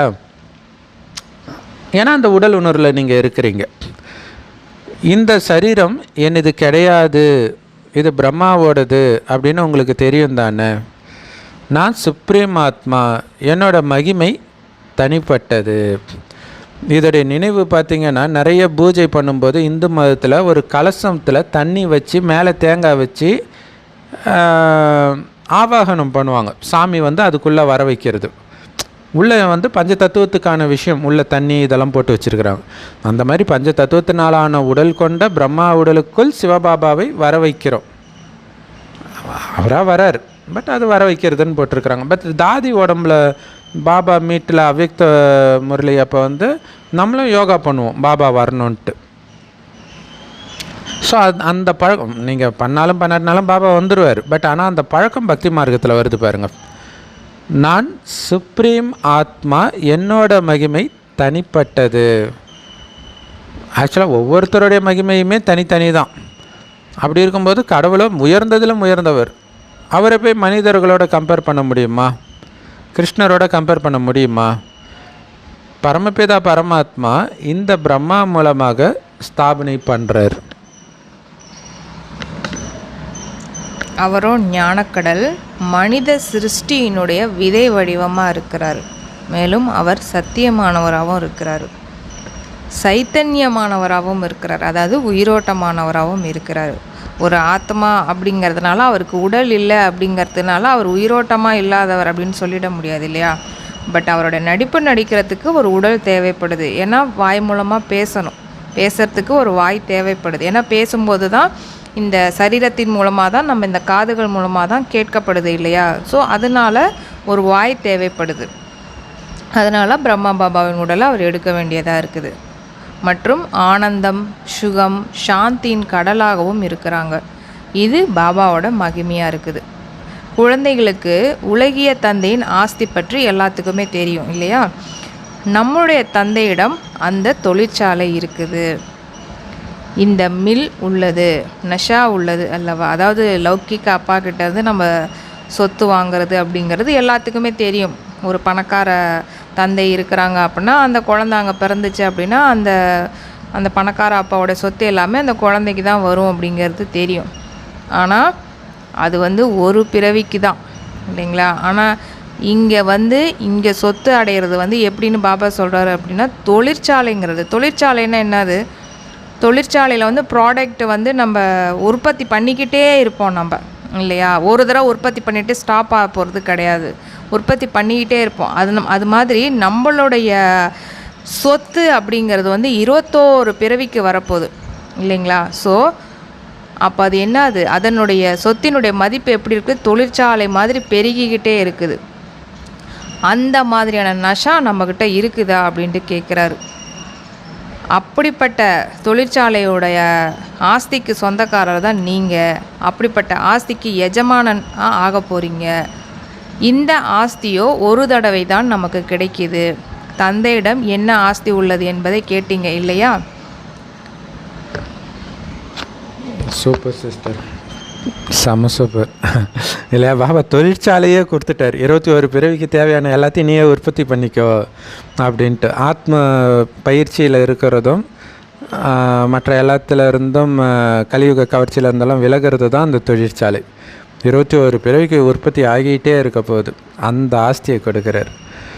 ஆத்மாக்கள் நீங்கள் அமரர்கள், ஒருபோதும் மரணம் அடைகிறது கிடையாது. எதை சொல்கிறார்? ஏன்னா பாபா பேசுகிறதே ஆத்மா கிட்ட, அதை நீங்கள் புரிஞ்சுக்கணும். அதனால தான் ஆத்மாவை உணர்ந்து நீங்கள் கேட்டிங்கன்னா தான் இது புரியவே செய்யும். இல்லைனா இன்னும் சொர்க்கத்தில் தான் இறப்புமேன்னு யோசிச்சுட்டு இருப்போம். அங்கே மரணமே இல்லைன்றாரு. பாபா ஆத்மா கிட்ட பேசிகிட்டு இருக்கிறார். அதை புரிஞ்சுக்கணும். அன்பின் கடலாகவும் ஆகுறீங்க. இந்த லக்ஷ்மி நாராயணன் அன்பின் கடலாக இருக்கிறாங்க. ஒருபோதும் சண்டை போடுறது கிடையாது. ஆனால் இங்கே பாருங்கள், ராஜாராணி இல்லை, குடும்பத்திலே எவ்வளோ சண்டை. அன்பு வச்சாங்கன்னா இன்னும் குழப்பமாயிடுது. பாபா இல்லையா அந்த லவ் பண்ணும்பொழுதெல்லாம் இன்னும் யார் மேலே பற்று அதிகமாக இருக்குதோ அங்கே தான் சண்டையே வருது. இல்லைன்னா ஏன் சண்டை போட போகிறான்? நிறைய சந்தேக பிரச்சனை கணவன் மனைவிக்கு இடையில். அன்பே இல்லைன்னா அவன் கண்டுக்கவே மாட்டான் யார் கூட யார் பேசுனா என்னன்ட்டு. அப்போ அங்கே அன்பு வைக்கிறது தான் அங்கே பிரச்சனையே. பாபா விகாரத்தையே நிறுத்திடுறார், கட் பண்ணுறார். அப்போ சண்டை போடுறோன்னா இன்னும் விகாரத்தை கட் பண்ணலைன்னு அர்த்தம். அன்பு இருக்குது, பற்று இருக்குதுன்னு அர்த்தம். ஸோ அதனால் எவ்வளோ அடி விழுது பாருங்கள். பாபா சொல்கிறாரு, குழந்தைகளே தூய்மை ஆகுறீங்க அப்படின்னா தூய்மையான உலகத்தின் எஜமானர் ஆகிடுவீங்க. அதுக்கு தான் தூய்மையாக சொல்கிறார். காம மகாசத்ரு. அதனால் பாபா கிட்ட வரும்பொழுது சொல்கிறாங்க, என்ன விகர்மங்கள் இல்லையா? ஸோ இவங்க பாபா நான் காமத்தில் விழுந்துட்டேன் பாபா, அல்லது லவ் வருது பாபா, மனம் சலனமாகுது பாபா, இப்படியெல்லாம் சொல்கிறாங்க. பாபா சொல்கிறார், அந்த பாவத்தையெல்லாம் என்கிட்ட சொல்லிட்டிங்கன்னா மனசு லேசாகிடும். அது மட்டும் இல்லை, வைராக்கியம் ஆகிடும். பாபா கிட்ட சொல்லிவிட்டு நான் மறுபடியும் பண்ணக்கூடாதுன்ற வைராக்கியம் வரும். இதோடைய நினைவு அங்கே பாதிரியார்கிட்ட சொல்கிறாங்க பாவ மன்னிப்புன்ட்டு. இதில் முக்கியமாக விகாரத்தின் விஷயம்தான் இருக்குது. மற்றதெல்லாம் சொல்லிவிடுவோம், கொலை பண்ணால் கூட சொல்லிவிடுவோம். ஆனால் காமம் அதை மட்டும்தான் சொல்ல மாட்டோம். பாபா அதை சிவபாபா கிட்ட தனியாக சொல்லிவிடுவோம், பிரம்மா பாபா கிட்ட எப்படி சொல்லுவோம்? அப்போ என்ன அர்த்தம்? சொல்ல முடியல, வெக்கமாக இருக்குதுல்ல, அப்போ அதை பண்ணாதீங்க, அதான் அதோடைய அர்த்தம். பாபா குழந்தைங்களுடைய நன்மைக்காகத்தான் இதை கேட்குறார். நீங்கள் என்ன பண்ணுறீங்கன்னு தெரிஞ்சுக்கிட்டு அவர் என்ன பண்ண போகிறார்? இதனால் உங்களுக்கு நன்மை இருக்குது. பாபா கிட்ட தான் சொல்கிறாங்க பதித்த பாவனா வாங்கன்ட்டு. ஏன்னா விகாரத்தில் காமத்தில் விழறவங்க தான் அழுக்கானவர்கள்னு சொல்லப்படுறாங்க, மற்றவர்களை சொல்கிறது கிடையாது. அந்த காலத்தெல்லாம் ஒரு பெண்ணை யாராவது ரேப் பண்ணிட்டாங்கன்னா கெடுத்துட்டான்னுவாங்க. அப்போ கெட்டு போகிறது, அழுக்காகிறது, இது எல்லாமே காமத்தை தான் குறிக்குது. இந்த உலகமே இன்றைக்கி அழுக்காக இருக்குது. அதனால் உலகத்தில் உள்ள எல்லா மனிதர்களும் அழுக்காகத்தான் இருப்பாங்க. பஞ்ச தத்துவங்களும் அழுக்காக தான் இருக்குது. அதனால தான் எல்லாருக்கிட்ட வந்து விலகி இருங்க, அவங்கக்கிட்ட வாங்கி கூட சாப்பிடாதீங்கன்னு சொல்கிறார். அந்த வைப்ரேஷன் இதுக்காக நீங்கள் கஷ்டப்பட்டு வந்திருக்கிறீங்க, ஒரு உணவுனால் அந்த வைப்ரேஷன் வந்து கெட்டு போகிறதுக்கு. அப்புறம் பாபா கிட்டே என்னன்னு தெரில பாபா, விகாரத்தை விட முடியல பாபா, ஏதோ வெளியில் சாப்பிட்ருப்பீங்க, ஏதோ ஒன்று நடந்திருக்கும். பஞ்ச தத்துவங்களும் இப்போ அழுக்காக இருக்குது. ஆனால் அங்கே என் குழந்தைங்களுக்காக தத்துவம் கூட தூய்மையாக இருக்கணும் இல்லையா? எப்படி ஆகும்? நீங்கள் தான் ஆக்கணும். நேற்று அதை முரளியில் சொல்லியிருப்பார். தூய்மையின் பலத்தினால் பஞ்ச தத்துவத்தை நீங்கள் தூய்மையாக்குறீங்க. ஏன்னா உங்களுக்கு தூய்மையான உலகம் வேணும் இல்லையா? ஸோ அப்போ 24 மணி நேரமும் அதை பண்ணிக்கிட்டே இருக்கணும். அசுரர்கள் இதை அழுக்காக்கிக்கிட்டே இருக்கிறாங்க, அது ஓகே. ஆனால் பாபா குழந்தைய அழுக்காக்குறாங்க கோபத்தில் காமத்தில் வந்துன்னா அது எவ்வளோ பெரிய பாவம். அதான் 100 மடங்கு தண்டனைன்றார். இந்த அசுர பூமியில் தேவதைகள் இல்லை, தேவதைகளுடைய நிழல் கூட படாதுன்றார். செம்ம சூப்பர் இல்லை? தேவதையுடைய கால் படாதுன்னு பக்தியில் சொல்லுவாங்க. கால் படாட்டினாலும் நிழல் படும்ல. நிழலே படாதுன்னா என்ன அர்த்தம்? இந்த பூமியிலேருந்து ரொம்ப உயரத்தில் அவங்க இருப்பாங்க ஃபரிஸ்தாவா, புத்தியே இங்கே வராதுன்னு அர்த்தம். எவ்வளோ சூப்பர் இல்லையா? லக்ஷ்மியை கூப்பிட்றாங்களே, லக்ஷ்மி இங்கே வருவாங்களா இந்த அழுக்கான உலகத்தில்? பஞ்ச தத்துவமும் மாறணும், அப்போ தான் வருவாங்க. அப்போ தான் அது சத்தியுகம் புது உலகம்னு சொல்ல முடியும். அங்கே தான் லக்ஷ்மி நாராயணன் வருவாங்க. இந்த பழைய உலகத்திலே வருவாங்க? பழைய உலகம் அழியிறதுக்கான நேரம் இது. அந்த ரகசியம் உங்களுக்கு தெரிஞ்சிச்சு, இப்போயே பறந்துடுங்க மேலே அப்படின்றாங்க இல்லையா? ஒரு பிரம்மகுமாரி சிஸ்டரு, வெளிநாட்டில் இருக்கிறவங்க, ஒரு ஃபேமஸானவங்க, அவங்க வந்து ஒரு கெஸ்ட் பண்ணி சொல்கிறாங்க, உலகம் அழியும் போது மேபி நம்ம வந்து மேலே வந்து ஸ்பேஸில் இருப்போம் அல்லது ஏரோப்ளேனில் பறந்துட்டுருப்போம், அந்த நேரம் அழியும். அப்படியே அவங்க யோசிக்கிறாங்க, அப்படி கொஞ்சம் பேர் வருவாங்க அப்படின்ட்டு. இங்கே அப்படி கிடையாது. உலகம் இப்போ அழிஞ்சிட்ருக்கு. புத்தினால் இப்போயே நீங்கள் மேலே போயிடுங்க, கீழே வரக்கூடாது. இங்கே டிஸ்ட்ரக்ஷன் ப்ராசஸ் தான் நடந்துகிட்டு இருக்குது. உங்கள் குடும்பத்தில் இருக்கிறவங்க மூலமாக சண்டை நடக்குதுன்னா அங்கேயும் டிஸ்ட்ரக்ஷன் ப்ராசஸ், அழிவு வேலை தான் நடந்துகிட்டு இருக்குது. நீங்கள் மேலே பறந்துடுங்க, அதில் நீங்கள் பங்கெடுக்கக்கூடாது. அதான் இங்கே முக்கியமான விஷயம். சத்யுகம் புது உலகம், இது பழைய உலகம், இது அழியிறதுக்கான நேரம். இன்னும் 40,000 வருஷம் கலியுகம் இருக்குன்னு மனிதர்கள் நினைக்கிறாங்க. பாவம், கல்பத்தின் ஆயிலே வெறும் 5,000 வருஷம்தான் அப்படின்னு அவங்களுக்கு தெரியல. தெரிஞ்சிருந்தால் 40,000 வருஷம் இருக்கும்னு எப்படி சொல்லுவாங்க? பாருங்கள் எவ்வளோ வந்து அஞ்ஞான இருள் வந்து இங்கே இருக்குது. ஏன்னா 5,000 வருட உலகத்தினுடைய காலச்சக்கரத்தை 40,000 ஆண்டுகள் அப்படின்னு சொல்லிட்டாளுங்க இல்லையா? இப்போ அது பொய்யாயிடுச்சு. அப்படின்னா என்ன அர்த்தம்? அஞ்ஞான இருள் இருக்குது அப்படின்னு அர்த்தம். ஞானம் அப்படிங்கிறதே இல்லை இங்கே. பக்தி அப்படிங்கிறது பிராமணர்களுடைய இரவு அப்படின்னு சொல்லப்படுது. ஞானம் என்பது பிரம்மாவுடைய பகல் அப்படின்னு சொல்லப்படுது. அது இப்போதைக்கு நடைமுறையில் இருக்குது. ஏணிப்படியின் சித்திரத்தில் பாருங்கள், இது ரொம்ப தெளிவாக காட்டப்பட்டிருக்கிறாங்க. ஏணிப்படி சித்திரத்தை பார்த்துருக்குறோம் இல்லையா? முதல்ல வந்து சத்தியுகம், திரேதாயுகம், துவாபரயுகம், கலியுகம் முடிஞ்சு அதுக்கப்புறம் சங்கம யுகத்தையும் காட்டியிருப்பாங்க அவங்க. அப்போ பிராமணர்களுடைய, அதாவது பிரம்மாவுடைய பகலாக வந்துட்டு சத்தியுகம் திரேதாயுகத்தையும், இரவு வந்து துவாபரயுகம் திரேதாயுகத்தையும் காட்டுறாங்க.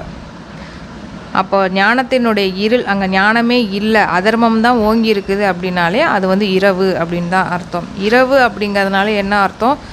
எதுவுமே கண்ணுக்கு தெரியாது, தப்பாக நடக்கக்கூடிய விஷயங்கள் அப்படின்னு அர்த்தம். பகல் அப்படின்னா எல்லாமே வெளிச்சத்தில் இருக்குது அப்படின்னு அர்த்தம். எல்லாமே நல்லா கண்ணுக்கு தெரியக்கூடிய விஷயங்களாக இருக்குது அப்படின்னு அர்த்தம். புது உலகம் மற்றும் பழைய உலகம் பாதி பாதி என சொல்லுவாங்க. புது உலகத்திற்கு அதிக நேரம், பழைய உலகத்திற்கு கொஞ்ச நேரம் அப்படிங்கிறதெல்லாம் கிடையாது. புது உலகமும் 2500 வருஷம், பழைய உலகம் 2500 வருஷம். அப்போ சரிபாதியாக இருக்குது.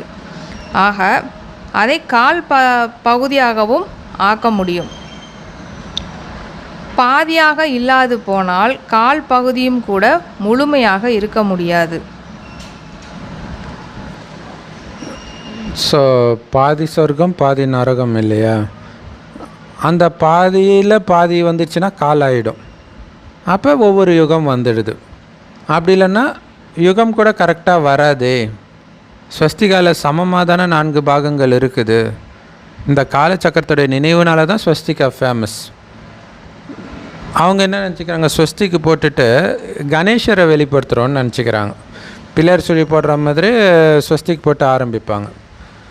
இப்போ தான் இதோடைய அர்த்தமெல்லாம் நம்ம புரிஞ்சுக்கிறோம். இந்த பழைய உலகம் அழிய போகுது, புது உலகத்துக்காகத்தான் நம்ம படிச்சுட்டு இருக்கிறோம். புது உலகத்துக்காகத்தான் நரன்லேருந்து நாராயணன் ஆகிட்டு இருக்கிறோம். கிருஷ்ணர் கூட புது உலகத்தை சார்ந்தவர் தான். இதில் பாபா வந்து அந்த ஸ்வஸ்திக் பற்றி சொல்லியிருப்பார். இந்த 4 கோடு போட்டிருப்போம்.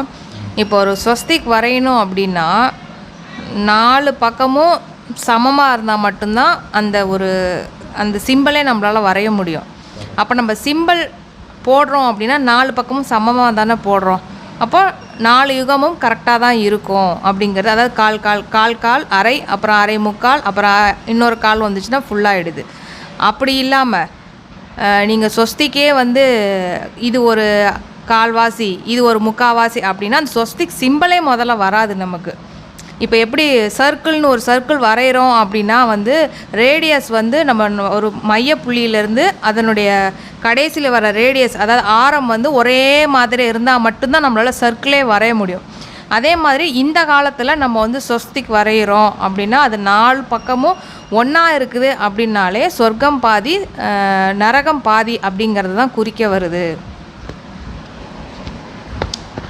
ஸோ கிருஷ்ணருக்கு மகிமை பாடுறாங்க, மகாத்மான்னு சொல்கிறாங்க. ஏன்னா சின்ன குழந்தை அவர். சின்ன குழந்தை வந்து அன்புக்குரியவர்கள் இல்லையா? சிறியவர்கள் மீது அன்பு செலுத்துகிற அளவுக்கு பெரியவர்கள் மேலே அன்பு செலுத்துறது கிடையாது. ஏன்னா சதோபிரதான நிலை குழந்தைங்களுக்கு தான் இருக்கும் இல்லையா? ஸோ ஒரு வீட்டில் வந்து ஒரு குழந்தை இருக்குதுன்னா வர சொந்தக்காரங்க எல்லாம் அந்த குழந்தைய கொஞ்சுவாங்க. 10 வருஷம் கழித்து கொஞ்சுவாங்களா? இல்லை, அது குழந்தையாக இருக்கிற வரைக்கும் தான் அதுதான் சதோபிரதான நிலையாக இருக்கிறதுனால அந்த ஈர்ப்பு இருக்குது, அந்த அன்பு இருக்குது. அந்த அன்பை பெரியவர்கள் மேலே செலுத்துறது கிடையாது. அதனால தான் இப்போ வந்து இந்த கள்ளத்தொடர்புனால குழந்தைய கொலை பண்ணும்போது எல்லோரும் டென்ஷன் ஆகுறாங்க. அந்த குழந்தை என்னடா பண்ணிச்சு, ஏன்னா அது சதோபிரதானமாக இருக்கிறதுனால நமக்கு பிடிக்குது. குழந்தைங்க கிட்ட அந்த விகாரத்தின் துர்நாற்றம் இருக்காது. பெரியவரானவொடனே விகாரத்தின் துர்நாற்றம் வந்துடுது. ஸோ விகாரத்தின் துர்நாற்றன்றாரு உடலே கூட பெருசாக தான் நார ஆரம்பிக்குது. குழந்தையாக இருக்கும்போது அந்த உடம்புல பெருசாக நாத்தமே இருக்காது. குழந்தைங்களுக்கு ஒருபோதும் குற்றமான பார்வை இருக்க முடியாது. அப்படி பார்வை வந்துட்டாலே அது குழந்தை இல்லைன்னு, அப்படி ஆக்சுவலாக குழந்தைங்களுக்கு இருக்காது, அதுதான் உண்மை. ஸோ அதனால தான் அந்த குழந்தைங்களை பாலியல் குற்றம் பண்ணும்போது கடுமையான தண்டனை கொடுக்குறாங்க. அந்த குழந்தைத்தனத்தை கெடுக்கிறீங்களே அப்படின்ட்டு. இந்த கண்கள் தான் ஏமாற்றக்கூடியவையே. ஆக்சுவலாக மோசமான படங்கள் வந்து குழந்தைங்க பார்க்கக்கூடாது, அடல்ட்ஸ் ஒன்லின்னு போடுறாங்க. ஆக்சுவலாக குழந்தைங்க எந்த படமுமே பார்க்கக்கூடாது. எந்த படம் பார்த்தாலும் கெடுக்கிற மாதிரி தான் இருக்குது இல்லையா? ஏன்னா அந்த சாதாரண படத்தை பார்க்குறவங்க தான் பின்னாடி மோசமான படத்தை பார்க்குறாங்க. ஸோ அந்த குழந்தைத்தன்மையை பாதுகாக்கிறது ரொம்ப முக்கியமான விஷயம். ஸோ அதே மாதிரி குழந்தைக்கு அடுத்தபடியாக பெண்கள் இல்லையா? பெண்களுக்கும் குழந்தைங்களுக்கும் எதிரான பாலியல் குற்றன்றாங்க. அதே மாதிரி பெண்களையுமே பொத்தி வளர்க்குறதுக்கு காரணம் என்ன அப்படின்னா, பெண்கள் தான் அதிக பக்தியாக இருப்பாங்க. அவங்களுடைய தூய்மை தான் அந்த குடும்பத்தையே நடத்தும். ஒரு பெண் வழி தவறி நடந்துச்சுன்னா அந்த குடும்பமே நாசமாக போகிறத நம்மளால் பார்க்க முடியும். ஏன்னா அவள் வந்து அந்த தூய்மையின் பலத்தை தான் எடுத்துகிட்டு வருவாள். அந்த தூய்மையின் பலம் தான் கணவனுக்கு வந்து வருமானத்தை கொடுக்கும், எல்லாமே கொடுக்கும். ஸோ அந்த தூய்மை அவ்வளோ முக்கியமானது. இப்போ வரைக்குமே குழந்தைங்களுக்கு ஒருபோதும் குற்றமான பார்வை இருக்க முடியாது. இந்த கண்கள் தான் ஏமாற்றுபவை. அதனால தான் பாபா வந்து சூர்தாஸ் உதாரணம் கொடுப்பார். சூர்தாஸ்ன்றவர் தீவிர சிவபக்தர், ஆனால் பிறவி குருடர். சிவனை இப்போ வந்து பாட்டு பாடிக்கிட்டே இருக்கிறாரு. அதில் மகிழ்ந்து சிவன் வந்து அவருக்கு பார்வை கொடுக்குறாரு. கொடுத்த உடனே வெளி உலக விஷயத்தில் புத்தி மயங்குது. சிவன்கிட்ட புத்தி போகலை, கடுப்பாகி கண்ணையே தோன்றார். சிவனை நினைக்க தடுக்கும் இந்த கண்ணே எனக்கு வேண்டாம் அப்படின்ட்டு பாபா சொல்கிறாரு. அந்த மாதிரி அது கண்ணப்ப நாயனாருக்கு அதையுமே அதுதான், கண்ணை தானே நோண்டி வைக்கிறார் இல்லையா? ஆனால் அது ஒரு வேறு காரணத்துக்காக நோன்ற மாதிரி சொல்லியிருக்காங்க. பட் சூர்தாஸ் கதை டைரெக்டாக சொல்லியிருக்குது. அந்த மாதிரி யாரும் கண்களை வெளியில் எடுக்க மாட்டாங்க இல்லையா? இந்த சமயம் பாபா ஞானத்தின் விஷயத்தை புரிய வைக்கிறார். இந்த கண்ணுக்கு வேலை இருக்கக்கூடாது, 3வது கண்ணை திறந்துட்டாலே இந்த கண்ணு வேலை இல்லாமல் போயிடும், அப்படி பண்ணுங்க. ஏன்னா பிரம்ம பாபா அப்படி பண்ணார். பிரம்ம பாபா 3வது கண்ணை எந்த அளவுக்கு திறந்து எல்லாரையும் ஆத்மான்னு பார்த்தாருன்னா, நாம் பேசிகிட்டு இருக்கிறது பையன்கிட்டயா பொண்ணுக்கிட்டயான்றதே அவருக்கு தெரியாதான். பல தடவை ஹிந்தியில் தனியாக வரும், பெண் குழந்தைனா பச்சின்னு வரும், ஆண் குழந்தைனா பச்சான்னு வரும். ஸோ இவர் பெண் குழந்தைய பார்த்து ஆண் குழந்தைன்னு வரும், ஆண் குழந்தைய பார்த்து பெண் குழந்தை, அதாவது மாறி தவறி வர்றது, இன்டென்ஷனலாக பண்ணுறது கிடையாது. சில சமயம் அப்படி மாறி மாறி வருமா. ஸோ அது மாதிரி எங்கள் சென்டர்லேயே நான் பார்த்துருக்குறோம். ஒரு பிரதர் நிறைய தடவை சிஸ்டர்கிட்ட பிரதர் இல்லைங்க பிரதர் அப்படின்னுவார். எனக்கு டவுட்டு, புதுசாக பாபா குழந்தை ஆன டைம் அது. அப்போ நான் கேட்பேன், இங்கே எல்லோரும் பிரதர்னு தான் சொல்லணுமா அப்படின்னு. இல்லையா, அப்படிலாம் கிடையாது. அந்த பிரதர் இப்படி கேட்குறேன், இல்லையா அவர் சிஸ்டர்னு தானே சொல்லுவார், வாய் தவறி சொல்லிடுவோம். அப்போ அந்த ஆத்மா அந்த அளவுக்கு பயிற்சி பண்ணி இருக்குதுன்னு இப்போ புரியுது என்னால். ஏன்னா அவர் தான் ரயில்வே ஸ்டேஷனில் டிக்கெட் எடுக்கும்போது திடீர்னு நம்மளாம் தேவதையாகிட்டு இருக்கிறோம் பிரதர், நம்மளாம் தேவதையாகிட்டு இருக்கிறோம் பிரதர். அவர் இருக்கும் ஒரு 10-15 வருஷத்து ஆத்மா. அப்போவே சின்ன பையன்தான், பட் அந்த போதை இப்போ பாருங்க. இப்போ ஞானத்தின் 3வது கண் கிடைக்கிது. ஸோ அந்த போதை எப்போ வரும், அதை நீங்கள் திரும்ப திரும்ப நினச்சிக்கிட்டே இருந்தால் தான் வரும். ஸோ அந்த பிரதர் கல்யாணமும் பண்ணிக்கல, ஸோ தனியாகவே இருக்கிற அந்த போதையிலே இருக்குது. சென்டருக்கு மிகப்பெரிய சகயோகம் பண்ணுவார், கவர்மெண்ட் ஜாபில் இருக்கிறாரு. ஸோ அப்போ அதுலேயே அவருடைய கவனம் இருக்கும்போது அது எப்படி மனசை மாற்றுதுன்னு தெரியுது பாருங்க. அதனால தான் லௌகிக உறவுகள் கிட்டேருந்து விலகி இருக்கிறது, வீண் விஷயத்துலேருந்து விலகி இருக்கிறது, இதெல்லாம் இருக்கும்போது தான் நீங்கள் பாபா கிட்டே பேசுவீங்க, பாபா நினைப்பீங்க, அந்த போதை வரும். இப்போ ஞானத்தின் 3வது கண்ணு பாபா அதுக்கு தான் கொடுத்துருக்கிறார். கண்ணுக்கு தெரிகிறத பார்க்காத, பார்த்தும் பார்க்காம இரு, ஞான கண்ணுனால் மட்டும் பாரு. ஞான கண்ணால் எதை பார்க்கணும், சொர்க்கத்தை பார்க்கணும். ஆத்மாவுக்கு ஆன்மீக ஞானம், ஆத்மாவை பற்றிய ஞானம் கிடைக்கிது. அந்த ஞானமும் ஆத்மாவில் தான் போய் பதிவாகுது. பாபா சொல்கிறாரு பாருங்கள், நான் ஆத்மாவாக தானே இருக்கிறேன், எனக்குள்ளே ஆத்மா ஞானம் இருக்குது. அப்போ அந்த ஞானம் எங்கே இருக்குது, ஆத்மாவில் தான் இருக்குது. ஆனால் இவங்க என்ன சொல்லிடுறாங்க, ஆத்மாவில் எதுவுமே ஒட்டாது, எதுவுமே பதியாது. அப்போ ஞானம் உள்ளே போய் பதிவாகி இருக்குதே. அதே மாதிரி பாவம் செய்கிற குணமும் அங்கே தான் பதிவாகுது, புண்ணியம் செய்கிற குணமும் அங்கே தான் பதிவாகுது. ஆத்மா தான் ஒரு சரீரத்தை விட்டுட்டு இன்னொரு சரீரத்தையும் எடுக்குது. ஆத்மா அழியாதது, ஆனால் எவ்வளோ சின்னதாக இருக்குது பாருங்களாம். அதில் 84 பிறவிகளின் பாகம் பதிவாகி இருக்குது. இந்த மாதிரி விஷயத்தை வேறு யாராவது சொல்ல முடியுமா? ஆனால் அவங்க 84 பிறவிகள் பதிவாகி இருக்கிற ஆத்மாவில் எதுவுமே இல்லை, நிர்லேபுன்றாங்க, எதுவுமே அதில் ஒட்ட முடியாது அப்படி சொல்லிடுறாங்க. அதனால் பாபா சொல்கிறாங்க, முதல்ல ஆத்மாவை உணருங்க. சிலர் கேட்குறாங்களாம் பாபா கிட்ட, அப்போது மிருகங்கள்லாம் எங்கே போகும் அப்படின்ட்டு கேட்குறாங்களாம். அதுக்கு பாபா சொல்கிறாங்க, அட மிருகங்கள விஷயத்தெல்லாம் விட்டுடுங்க, முதல்ல தான் ஆத்மா அப்படிங்கிறத உணருங்க. ஏன்னா அதை நீங்கள் முதல்ல உணர்ந்துட்டீங்களா, மிருகத்துக்கு போயிட்டீங்க, அதுக்குள்ளார நான் ஆத்மா என்பது எப்படி, என்னவாக இருக்கிறேன் அப்படிங்கிறத பற்றி யோசிங்க அப்படிங்கிறார் பாபா. சொல்கிறாங்க, எப்போது தன்னை ஆத்மா என்று அறிந்து கொள்ளாமல் இருக்கிறீங்களோ அப்போது என்ன எப்படி நீங்கள் அறிஞ்சிப்பீங்க அப்படிங்கிறாரு. இந்த அனைத்து நுட்பமான விஷயங்களும் குழந்தைகள் உங்கள் புத்தியில் உள்ளது. ஏன்னா நம்ம எந்த அளவுக்கு நம்ம ஆத்மா அப்படின்ட்டு நம்ம நினைவுக்கு எடுத்துகிட்டு வரோமோ அப்போ தான் பரமாத்மாவோட நினைவும் ஈஸியாக வரும்.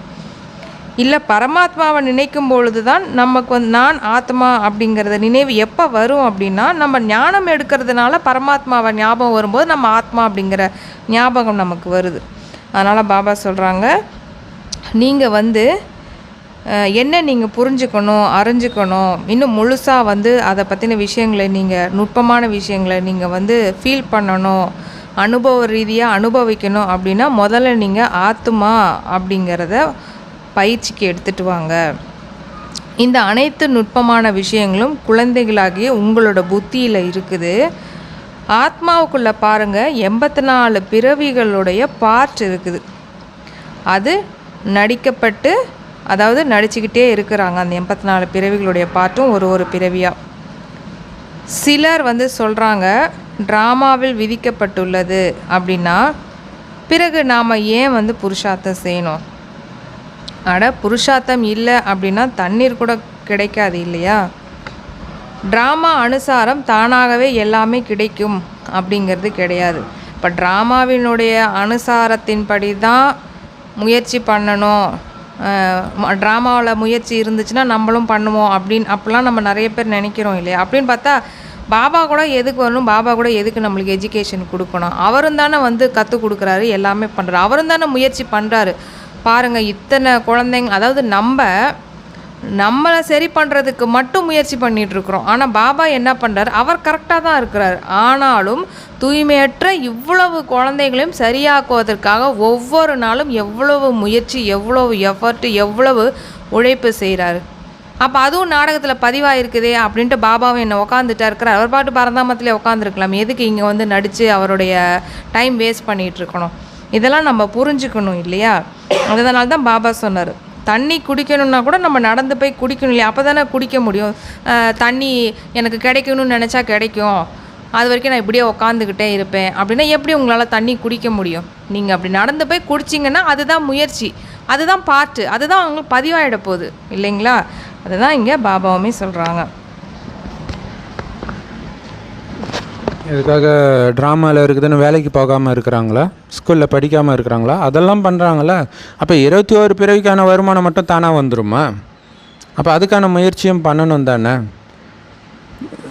ஸோ இங்கே வந்து நல்ல கர்மம் செய்யணும், அதுதான் இங்கே கற்றுக் கொடுக்குறார். கெட்ட கர்மம் பண்ணக்கூடாது. அப்போ நல்ல கர்மம் ஆத்ம உணர்வில் இருக்கும்போது தான் பண்ண முடியும். இதை புத்தியினால் புரிஞ்சுக்கணும். இன்னொரு விஷயம் கூட சொல்லலாங்க பிரதர், என்னன்னா நீங்கள் இப்போ முயற்சி பண்ணுறீங்க அப்படின்னா அடுத்த கல்பத்துலேயும் நீங்கள் முயற்சி தானே பண்ண போகிறீங்க. அப்படி நினச்சிட்டு நம்ம செய்யலாமே.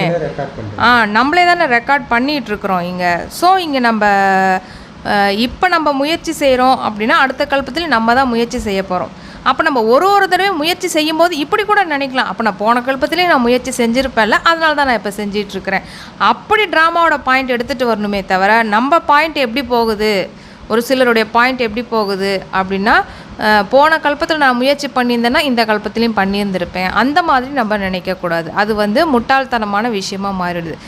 அப்படின்னு பார்த்தா பாபா வந்து பார்த்திங்கன்னா ஒவ்வொரு கல்பத்திலையும் நடந்ததே திரும்ப திரும்ப நடக்கும் அப்படின்னு சொல்கிறது எதுக்காக அப்படின்னா ஒவ்வொரு கல்பத்திலையும் நீ தான் குழந்தை தேவதையாக போகிற அந்த ஒரு பாயிண்ட்டுக்காக தான் அந்த திரும்ப திரும்ப நடக்கும் அப்படிங்கிற சொல்கிறதே, இந்த குஷியை உருவாக்குறதுக்காக தான் சொல்கிறது.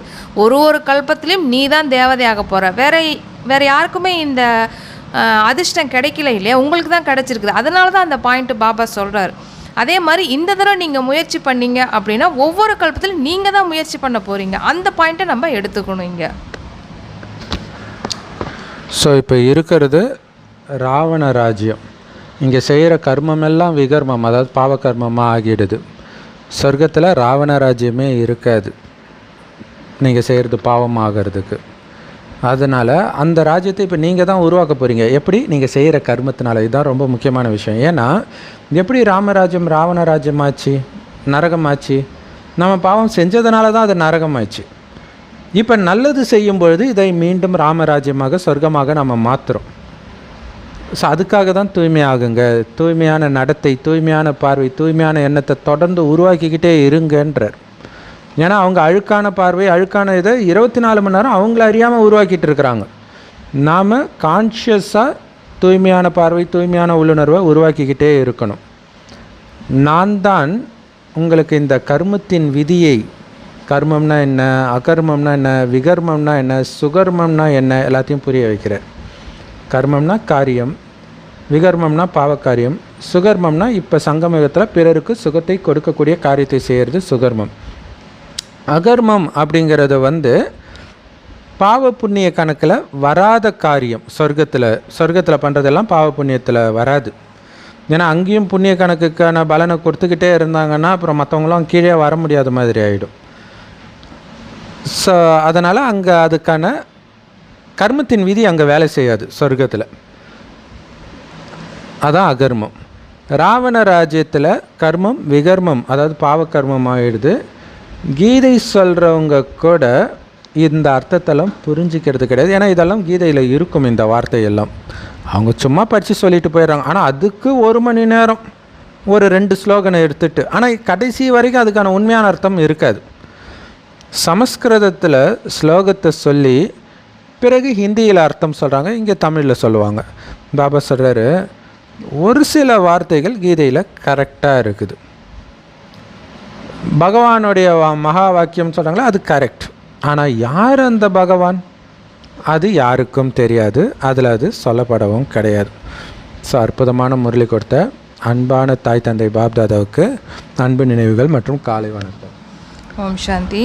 பாபா இதில் பாருங்கள், கர்மம் அகர்மம் விகர்மத்தை பற்றி சொல்லியிருப்பாங்க. பாபா சொல்கிறாங்க, சொர்க்கத்தில் அகர்மம் தான் நடைபெறுது அப்படிங்கிறாரு. இப்போ பாருங்கள், பாபா ஏன் சங்கம யுகத்தில் வரணும், இந்த கலியுக இறுதியில் வரணும் அப்படின்னா, அங்கே செய்கிற கர்மத்துக்கு எதிர்விளைவுகள் கிடையாது. ஆனால் ராவண ராஜ்யத்தில் நம்ம செய்கிற கர்மத்துக்கு எதிர்விளைவுகள் இருக்குது. அதாவது விகாரத்தினால் செய்யப்படுகின்ற எந்த ஒரு விஷயத்துக்குமே எதிர்விளைவு இருக்கும் கண்டிப்பாக. அதனால தான் பாபா பார்த்திங்கன்னா இந்த சங்கம யுகத்தில் இப்போ நம்மக்கிட்ட இருக்குது இல்லையா, அந்த பற்று அப்படிங்கிற ஒரு விஷயம் இருக்குது இல்லையா, அந்த ராவணனுடைய அந்த ஒரு வில்லை வச்சு தான் நம்ம இப்போ பாபாவே நினைக்க முடியும். இப்போ நம்மளுக்கு பற்று அப்படிங்கிற விகாரம் இல்லை அப்படின்னாலும் கூட பாபாவை கூட நம்மளால் நினைக்க முடியாது. ஸோ இங்கே எதிர்விளைவு இருக்குது. இப்போ ராவண ராஜ்யத்தில் எந்த அளவுக்கு நம்ம பாபாவை நினைவு செய்கிறோமோ அதனுடைய எதிர்விளைவு கண்டிப்பாக இருக்கும். அது மட்டும் இல்லாமல் எந்த அளவுக்கு சுகர்மம், அதாவது எந்த அளவுக்கு இப்போ பத்தித்த ஆத்மாக்களுக்கு நம்ம சுகத்தை கொடுக்குறோமோ அந்த அளவுக்கு அங்கே நம்மளுக்கு உயர் பதவி, இந்த கர்மத்தினுடைய எதிர்விளைவான உயர் பதவி நம்மளுக்கு சொர்க்கத்தில் கிடைக்கும். அதனால தான் பாபா சொல்கிறாங்க, இந்த சங்கம யுகத்திலே இந்த நேரத்தில் உங்களால் எவ்வளவு முடியுமோ அள்ளுங்க அப்படிங்கிறாங்க. இதுதான். ஏன்னா கர்மத்துக்கு கண்டிப்பாக எதிர்விளைவு இருக்கும். அதுவும் எங்கே இருக்கும் அப்படின்னா ராவண ராஜ்யத்தில் தான் இருக்கும், சொர்க்கத்தில் இருக்காது. ஸோ இப்போ நம்ம கலியுகத்தில் இருக்கிறோம் இல்லையா, ஸோ அதனால தான் நம்ம எந்த அளவுக்கு பாபாவோட நினைவு, எந்த அளவுக்கு மற்றவர்களுக்கு சுகத்தை கொடுக்குறோமோ அந்த அளவுக்கு நம்ம உயர் பதவி நம்மளுக்கு கிடைக்கும். பாபா பாருங்கள், நிறைய வானிலை சொல்லுவாங்க, நீங்கள் யாருக்குமே துக்கம் கொடுக்கல, நல்லா பாபாவை நினைக்கிறீங்க, எல்லாம் பண்ணுறீங்க, ஆனால் எத்தனை பேர்த்துக்கு சுகம் கொடுத்துருக்கீங்க அப்படின்ட்டு பாபா கேட்குறாரு நம்மளை. அப்போனா என்ன அர்த்தம், எத்தனை பேர்த்துக்கு சுகம் கொடுத்துருக்கீங்க, அதாவது யாருக்குமே துக்கம் கொடுக்கலன்னா பாவமாகலை, உங்களுடைய பாவ கணக்கு முடிஞ்சிச்சு. அதாவது பாவ கர்மா நீங்கள் செய்யலை, ஆனால் உங்களுக்கு எதிர்காலத்தில் வரக்கூடிய சுகத்தினுடைய கணக்கை நீங்கள் உருவாக்கியிருக்கீங்களா அப்படின்ட்டு பாபா கேட்குறாங்க. எதுக்காக அப்படி கேட்குறாரு அப்படின்னா, நம்ம சொர்க்கத்தில் பெரிய பதவி அடையணும் இல்லையா, அதுக்காக நம்ம கேட்குறாங்க. ஏன்னா இப்போ நம்ம துவாபர யுகத்துலேயோ கலியுகத்துலேயோ கூட ஒரு பிறவிக்கு நம்ம தான தர்மம் ஸ்தூலமாக செய்கிறோன்னு வச்சுக்கோங்களேன், அதனுடைய எதிர்விளைவு அடுத்த பிறவியிலோ இல்லை அதே பிறவியிலோ கூட அதனுடைய பலன் கிடைக்கிது. அந்த பலன் எப்படிப்பட்டதாக இருக்குதுன்னு பாபா சொல்கிறார், சுண்டலுக்கு சமமான பலன் தான் உங்களுக்கு கிடைக்கிது அப்படிங்கிறார். ஸோ அதே மாதிரி தான் இப்போ நம்ம செய்யக்கூடிய எந்த அளவுக்கு நம்மளால் தான தர்மம் ஸ்தூலமாக, அதாவது துவாபரயுகத்திலிருந்து சொல்லப்படுகின்ற விஷயங்கள் கிடையாது, பாபா சொல்கிற ஸ்ரீமத்துப்படி எத்தனை பேர்த்துக்கு நம்ம சுகத்தினுடைய அலைகளை கொடுக்குறோம், ஆசீர்வாதத்தினுடைய அலைகளை கொடுக்குறோம் அப்படிங்கிறத பொறுத்து தான் சொர்க்கத்தில் நீங்கள் ஃபஸ்ட்டில் வரீங்களா, நடுவில் வரீங்களா, லாஸ்ட்டில் வரீங்களா, இல்லை உயர்ந்த பதவியில் வரீங்களா, இல்லை கீழான பதவியில் வரீங்களா, எல்லாமே டிசைட் ஆகும். ஏன்னா கர்மத்தினுடைய பலனும் ஒன்று இருக்குது இல்லையா, அதுக்காகவும் இதை நம்ம புரிஞ்சிக்க வேண்டியதாக இருக்குது. பாபா சொல்கிறாங்க, எல்லையற்ற தந்தையுடைய ஆஸ்திக்கு நான் ஆத்மா எஜமானனாக மாலிக்காக இருக்கிறேன். எப்படி பாபா அமைதி கடலாக தூய்மை கடலாக இருக்கிறாரோ, ஆனந்தத்தின் கடலாக இருக்கிறாரோ, அதே மாதிரி ஆத்மாவாகிய நானும் மாஸ்டர் கடலாக எல்லாத்திலையும், மாஸ்டர் அமைதி கடல், மாஸ்டர் தூய்மை கடல், மாஸ்டர் ஆனந்த கடலாக இருக்கிறேன்ற அந்த போதையிலேயே இருக்கணும். ஏன்னா அப்பா மாதிரி தானே குழந்தை இருக்கணும். நாடகம்னு சொல்லி முயற்சி பண்ணாமல் சோம்பேறியாக இருந்துடக்கூடாது. கண்டிப்பாக காரியம் செஞ்சு தான் ஆகணும். அந்த காரியத்தை நல்ல காரியமாக செய்யுங்க. அதற்காகத்தான் பாபா கர்மம் அகர்மம் விகர்மத்தின் விதியை கதியை புரிய வைக்கிறார். ஸோ அதை புரிஞ்சுக்கிட்டு எப்பவும் உயர்வான கர்மத்தை மட்டுமே நான் செய்ய வேண்டும். ஏன்னா உங்களுடைய தலையெழுத்து அங்கே எழுதுறீங்க. நீங்கள் செய்கிற ஒவ்வொரு கர்மமும் அங்கே மார்க் போடப்பட்டுக்கிட்டே இருக்குது. சாதாரண விஷயம், உங்கள் கணவன்கிட்ட பேசுகிறீங்க, குழந்தைகிட்ட பேசுகிறீங்க, மனைவி கிட்ட பேசுகிறீங்க, அப்பா அம்மா கிட்ட கூட வேலை பார்க்குறவங்க, ஒன்று எப்படி பேசுகிறீங்கன்றது அங்கே மார்க் சம்பாதிச்சுக்கிட்டே இருக்குது. இதை ஞாபகம் வச்சுக்கணும். வரதானம் இந்த சங்கமயுக காலத்துடைய மகத்துவத்தை தெரிஞ்சுக்கிட்டு உங்களை சம்பன்னம் ஆக்கிக்கக்கூடிய உலகத்துக்கே ஆதாரமூர்த்தி ஆகுங்கள். அதுக்கு விளக்கம், முழு 5000 வருடம் இந்த கல்பம், இந்த முழு கல்பத்துக்கான சம்பாத்தியத்தை செய்கிறதுக்கான நேரம் இது. எப்படி சம்பாதிக்கிறீங்க? உங்களுடைய உயர்ந்த கர்மம் செய்வதன் மூலமாக சம்பாதிக்கிறீங்க. அதை எப்படி சொல்கிறார் பாபா அப்படின்னா, சிறந்த காரியங்கள் என்கிற விதையை விதைக்கும் நேரம்ன்றார். 5000 வருடங்களின் சமஸ்காரங்கள்ன்ற பதிவுகளை பதிய வைக்கிறதுக்கான நேரம்ன்றார். 5000 வருஷம் உங்களுடைய குணத்தை நிர்ணயிக்க போகிறது இப்போதைய குணம்தான். பாபா குழந்தை ஆகிறதுக்கு முன்னாடியே உங்களுக்கு நிறைய நல்ல குணம் இருக்குது பாருங்கள். எந்த அளவுக்கு ஆழமாக பதிய வச்சிங்களோ அதுதான் வந்துருக்குது. உலக நன்மை மற்றும் உலக மாற்றத்திற்கான நேரம் இது, இந்த சங்கமயுகம். ஸோ அதனால் இந்த நேரத்தின் மகத்துவத்தை தெரிஞ்சுக்கோங்க. உலகத்துடைய தலையெழுத்தையே மாற்றுற நேரம், உங்கள் தலையெழுத்தை மாற்றுற நேரம், அதை புரிஞ்சுக்கணும். ஸோ கொஞ்ச நேரம்தான், அதுக்கப்புறம் முடிஞ்சிடும். அதனால் ஒரு வினாடி கூட வீணாக்கக்கூடாது. இந்த காலத்தின் மகத்துவத்தை பற்றிய ஞானம் தெரிஞ்சிட்டிங்க இல்லையா? அப்படி தெரிந்தும் இந்த நிகழ்கால நேரத்தை டிவி சினிமா பேசுகிறது அரட்டை அப்படி இப்படின்னு வீணாக்குறீங்கன்னா, வந்துக்கிட்டு இருக்கிற நேரத்தை பயன்படுத்தாமல் விட்டுடுறீங்க அப்படின்னா, காலத்தின் ஆதாரத்தில் உங்கள் முயற்சி அமைஞ்சிடும் இல்லையா? ஆற்று தண்ணியில் அடிச்சுட்டு போகும்போது அது எங்கேயோ இட்டுட்டு போய் விடும். அந்த மாதிரி ஆகிடக்கூடாது. உலகத்துக்கே நீங்கள் ஆதாரமூர்த்தியாக இருக்கணும். அதனால் எந்த ஒரு ஆதாரத்தையும் பிடிச்சிட்டு நீங்கள் நடக்கக்கூடாது. எப்படி சூப்பராக சொல்கிறாரு இல்லையா? அவங்க பண்ணால் நான் எப்படி இருப்பேன், கணவன் அமைதியாக இருந்தால் நான் அமைதியாக இருப்பேன், குழந்தை அமைதியாக இருந்தால் நான் அமைதியாக இருப்பேன். அப்போ மற்றவங்கள ஆதாரமாக பிடிக்கிறது. சென்டரில் வரவங்கெல்லாம் நல்லா இருந்தால் நான் நல்லா தான் இருக்க போகிறேன், அவங்க டென்ஷன் படுத்துகிறாங்க, அப்போ மற்றதை ஆதாரமாக பிடிக்கிறீங்க நீங்கள்னு அர்த்தம். நீங்கள் யாரை பிடிக்கணும்? ஒரு அழிவற்ற பாபாவை மட்டும்தான் ஆதாரமாக பிடிக்கணும். அவர் பர்ஃபெக்ட் இல்லையா? அப்போ அவரை பிடிச்சிட்டு நீங்களும் அதே மாதிரி பர்ஃபெக்ட் ஆகணும். கலியுக அழுக்கான உலகத்திலேருந்து ஒதுங்கிடுறீங்க. பாபா குழந்தை ஆகிட்டாலே இந்த உலகத்துக்கும் உங்களுக்கும் சம்மந்தம் இல்லை. ஒதுங்கி அவரை மட்டும் பிடிச்சி உங்களை முழுமையாக்குற முயற்சியில் மட்டும்தான் கவனம் இருக்கணும். அப்படி இருக்கிறவங்கள தான் உலகத்தின் ஆதாரமூர்த்தி இல்லையா? பாபா குழந்தை ஆனவுடனே கலியுகத்தின் குணம் எல்லாத்தையும் மூட்டை கட்டி தூக்கி கடைசிடணும் இல்லையா? கலியுகத்தின் குணத்தை பிடிச்சிட்டிங்கன்னா கடைசி வரைக்கும் கலியுகத்திலே நீங்கள் மாட்டிக்க வேண்டியது தான். கலியுகத்தின் குணம், கலியுகத்தின் விஷயம் எதெல்லாம் சந்தோஷத்தை இதுக்கு முன்னாடி கொடுத்ததோ அதையெல்லாம் தூக்கி கடைசிடணும். அப்போ பாபாவுடைய ஞானம் உங்களுக்கு சந்தோஷத்தை கொடுக்கல அப்படின்னா தான் கலியுகத்தின் விஷயத்தை பிடிப்பீங்க. கலியுகத்தின் விஷயத்தை பிடிச்சாலே பாபாவுடைய ஞானம் உங்களுக்கு சந்தோஷத்தை கொடுக்காது.